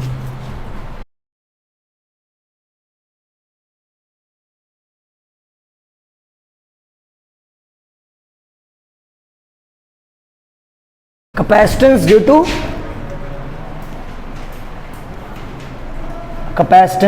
due to parallel plate capacitor when a dielectric is slab is placed, ना कि डाइलेक्ट्रिक इज फील्ड। अगर डाइलेक्ट्रिक फील्ड वाली केस की बात करते हैं तो देखिए ध्यान से, ये दो पैरेलल प्लेट्स हैं, ठीक है, और जब एयर है बीच में, एयर, तो सिंपली कैपेसिटेंस का फॉर्मूला रहता है epsilon not a by D, ठीक है। और जब कोई मीडियम भर दिया जाएगा ना, किसी भी तरह का कोई मीडियम भर दिया जाएगा, तो सी विल बी इक्वल टू के epsilon not a by D. Clear है। अब इसमें मीडियम जो भरा होगा ना, कंप्लीटली भरा होगा, ये नहीं कोई साइड से जगह छोड़ दी होगी। बट जब हमने स्लैब भरनी है, कौन सी स्लैब, डाइलेक्ट्रिक स्लैब। कौन सी स्लैब, डाइलेक्ट्रिक स्लैब। तो देखो ये वो स्लैब है जिसको हमने भरा, और थोड़ी देर पहले मैंने आपको कुछ बताया भी था कि पोलराइजेशन मेथड की वजह से क्या होगा, चार्जेस इंड्यूस हो जाएंगे, ठीक है, चार्जेस इंड्यूस हो जाएंगे, माइनस का और प्लस का। अगर हम देखें एक नॉर्मल कैपेसिटर प्लस सिग्मा और माइनस सिग्मा, तो उनकी एक अपनी इलेक्ट्रिक फील्ड तो होगी E, उनकी एक अपनी इलेक्ट्रिक फील्ड होगी, E कह दो या E नॉट कह लो, या E नॉट कह लो। तो वो प्लस की जो इलेक्ट्रिक फील्ड से प्रोड्यूस होने वाली है वो गई इधर, इधर और इधर, ठीक है। अब देखिए यही पर्टिकुलर इलेक्ट्रिक फील्ड आपकी E naught as it is जाएगी, एयर के क्रॉस भी, डाइलेक्ट्रिक के क्रॉस भी, और फिर से इधर एयर के क्रॉस। बट ये जो इलेक्ट्रिक फील्ड है प्रोड्यूस करने वाले चार्जेस कौन कौन से थे, ये वाले और ये वाले, है ना। But if I talk about dielectric, तो इस डाइलेक्ट्रिक में अपने चार्जेस हैं, उनकी अपनी इलेक्ट्रिक फील्ड होगी, तो इधर की तरफ प्रोड्यूस हुई। ये पोलराइज चार्जेस हैं, इंड्यूस चार्जेस, इनको नाम दे दिया हमने ईपी। क्या नाम दे दिया, ईपी। अब डाइलेक्ट्रिक के अंदर दो इलेक्ट्रिक फील्ड्स हैं, डाइलेक्ट्रिक के अंदर दो इलेक्ट्रिक फील्ड्स हैं, एक ई नॉट और एक ईपी, एक ई नॉट और एक ईपी। तो ई नॉट की अगर हम बात करें तो ई नॉट इलेक्ट्रिक फील्ड जो है वो है सिग्मा अपॉन एप्सिलॉन नॉट, याद है सिग्मा अपॉन एप्सिलॉन नॉट। और अगर मैं EP की बात करूं तो EP will be equal to sigma dash upon epsilon naught, क्योंकि सेम डेंसिटी तो नहीं हो सकती यहाँ पर, सेम डेंसिटी तो नहीं होगी ना, अलग होगी। क्यों? क्योंकि चार्ज इसके ऊपर कुछ और है, इसके ऊपर कुछ और है। सेम चार्जेस तो हो नहीं सकते। क्यों नहीं हो सकते? क्योंकि डाइलेक्ट्रिक भरा है और पोलराइजेशन मेथड की वजह से equal and opposite charges induce नहीं होते हैं। इंडक्शन की वजह से equal and opposite charges induce होते हैं। ठीक है, तो ये आपके पास आ जाएगा EP will be equal to sigma dash upon epsilon naught और ये E naught will be equal to what? Sigma upon epsilon naught. ये अगर हम देखें तो नेट फील्ड जो आएगी यहाँ पर उसको हमने नाम दे दिया E, इसको EK मान लो एक बार ना, EP सही है, ये EP, ये EK हो गया। अब जो EK की बात करूँ तो EK की वैल्यू कितनी होगी? E नॉट में से EP को माइनस करें या EP में से E नॉट को माइनस करें तो आपकी हो जाएगी E not minus EP, E not minus EP।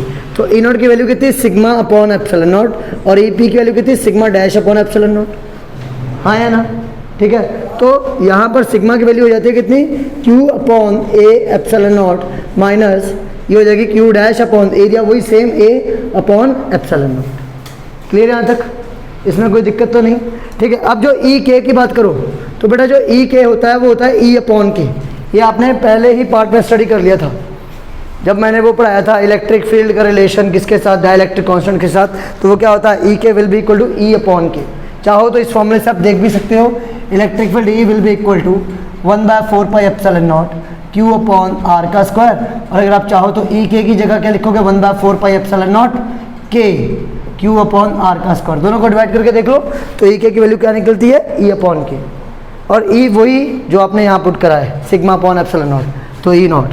तो Q upon A epsilon naught K will be equal to Q upon A epsilon naught minus Q dash upon A epsilon naught. Clear यहाँ तक है? कोई दिक्कत किसी को? क्या क्या कैंसिल हो रहा है ध्यान से देख लीजिए यहाँ पर। तो A epsilon naught, A epsilon naught, A epsilon naught सब कैंसिल हो रहे हैं। क्या बचेगा आपके पास? तो Q dash will be equal to Q minus Q by K। ठीक है, बट तो यहाँ पर आपके पास Q कॉमन बाहर आ गया तो 1 माइनस 1 अपॉन K। ठीक है, और इधर आपके पास क्या आ गया? Q dash. कोई दिक्कत, कोई प्रॉब्लम? तो आपके पास जो थोड़ी देर पहले मैंने फॉर्मूला बताया था वो समझ में आ गया होगा। ठीक है, अब बात करते हैं इस EK की वजह से इस डिस्टेंस T पर एक इलेक्ट्रिक फील्ड है और बाकी रिमेनिंग जगह जो ये बच रही है आपके पास, यहाँ पर इलेक्ट्रिक फील्ड है कौन सी? E not. मीडियम डायरेक्ट के बीच में कौन सी है? EK। और एम्प्टी स्पेसेस में कौन सी है? E naught. तो इनकी वजह से पोटेंशियल होना चाहिए।